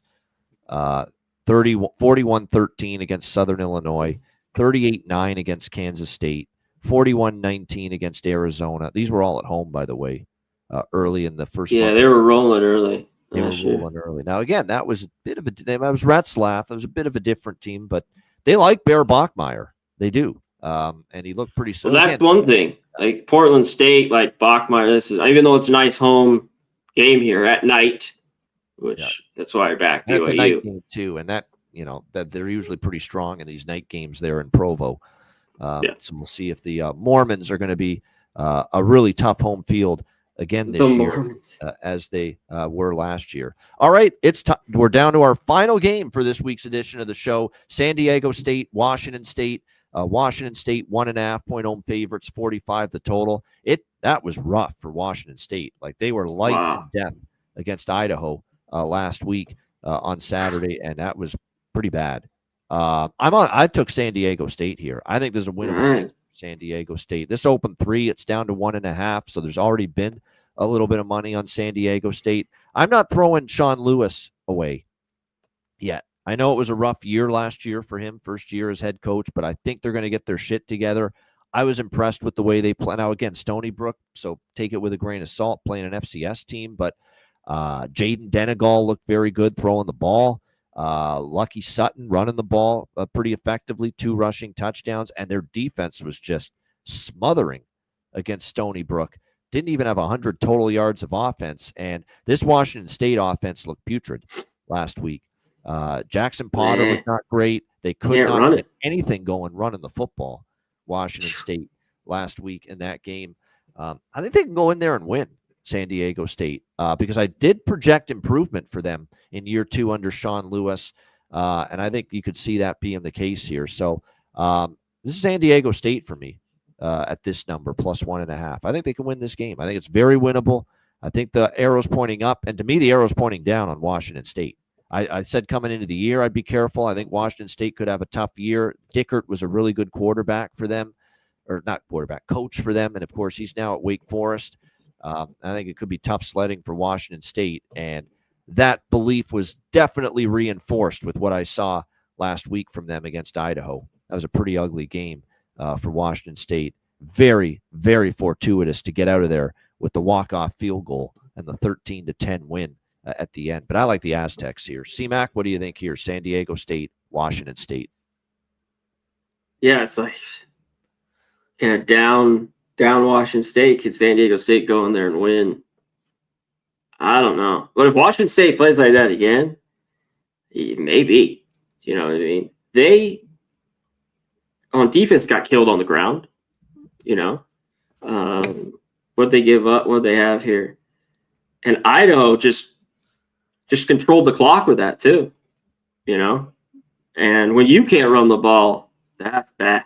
It's not a good sign. So San Diego State can run it. I think they're in this game. I just think, there's some work that needs to be done with Washington State. But at home, I don't know if it's enough that San Diego State that I could back them thinking they go in there and win. Still, I got to see these two teams, just more of them. I'd have to lean the other way with Washington State, but after that game, it doesn't really look good, There you have lean it. Washington State for me. Keep in mind with Sean Lewis, I know last year, a bit of a tough year, first year with San Diego State, but we're not that far removed from when he was at Kent State as head coach. Dustin Crum was his quarterback most of that tenure, and he was taking Kent State to bowl games, winning 7 games, and having some success. And we've seen Kent State ever since Sean Lewis left, and it's been in the tank, one of the worst teams in college football. So I still believe this coach can get things going in the right direction for San Diego State. It was a That'd be great good. showing. Yeah. Bad road team last year San Diego State's been. So that's going to be the key. Can they go to the Palouse on a Saturday night and win a game like this? Just based on the eye test, though, at least for me, San Diego State looked like they could be the better of these two teams. All right, good stuff. Shout out to everyone in the chat. Zoe, JW, Old E. Appreciate everyone joining us here. Obviously, Kong's Clips was in the chat earlier. Jeff Matthews. Oh, Tommy Unders. Let me answer that question since you asked it. Jacksonville State versus Liberty, one of the games we did not talk about. There's no chance I'm laying it with Liberty. They looked awful against Maine. And I took Maine plus the points last week against Liberty. I said, I don't know how good Liberty's going to be this year. Last year they kind of took a step back. That was a rough first game for Liberty last week to open the season against Maine. The problem is I want to fade Liberty again, but I want to fade Jacksonville State. I really do. I don't think they're that great either. Now, they did compete with Wake last week, and actually it was a tight game down to the wire. Their defense actually hung in there, played well, but their offense is rough. It's rebuilt. I lean Jacksonville State just because there's no chance in hell I'm laying points with Liberty after what I saw last week, but it's not a strong opinion. It's just a lean Jacksonville State. C-Mac, any thoughts on that game there?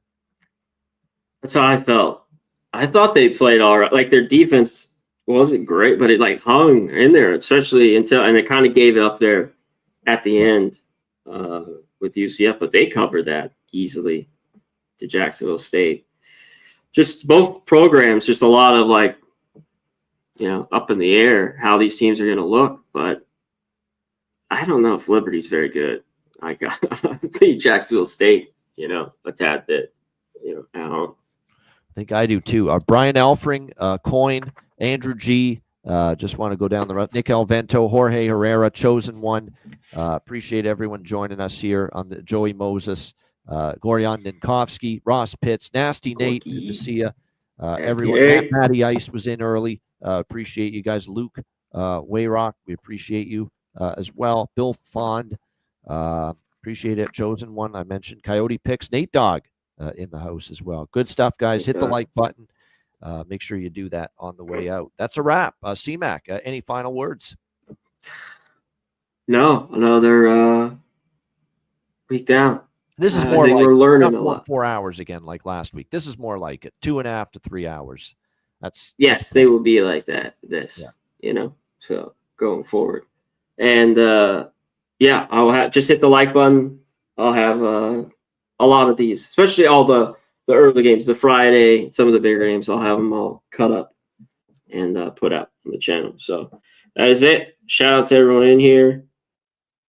Hopefully you have a massive week too, my friend. Yep. Me too. For me, it's a bounce back week, and I think it'll be better. There's already some spots where I feel like I've got a bit of a clearer picture of what I saw from these teams last week, getting them to see them in action for one game under their belt. So hopefully that helps when it goes to week 2 college football handicapping coming up. But great stuff. Shout out again to everyone for joining us. We thank you for tuning in for this near 3-hour tour through the world of college football for week 2. Hit the like button on the way out. We appreciate it very much. Reminder, we're back on with you tomorrow, 5 p.m. Eastern, for MLB hitting the books. We'll give you 2 MLB shows this week, Wednesday and Friday. There still is baseball. And there's still money to be made with baseball. I had a profitable day in MLB yesterday, so there you go. Because of football, and there's a few spots I stayed off day one, like the Angels as dogs on Saturday. I didn't play. So I'm just a little bit less with all the football. But, yeah, I think I always talk about, I thought I brought it up, as the stay off from the break might be longer for me, because as soon as football comes around, it seems like baseball gets a lot easier than going into the playoffs. Just like the late August, September to October. I always talk about it. Maybe I'm not just staring at baseball like all day, going through every stat and every fucking thing. It's almost like it comes a little more naturally. Yes. Go with a little more intuition at this stage of the season, and it kind of helps you. You're better for it. Yeah. I think so. I've been there too. Sure. Yeah, no question. All right. We're shutting it down. We thank you so much to everyone for joining us. Hit that like button if you haven't done so on the way out. For Connor Mack, I'm Ian Cameron. Enjoy week 2 of college football. Enjoy the games and good luck. And we will be back, next Monday. Back to Monday next week, 1 p.m. Eastern, 10 a.m. Pacific with the College Football Hitting the Books show. And tomorrow, we're back for MLB Hitting the Books at 5 p.m. Eastern, 2 p.m. Pacific. Until then, class dismissed. Peace.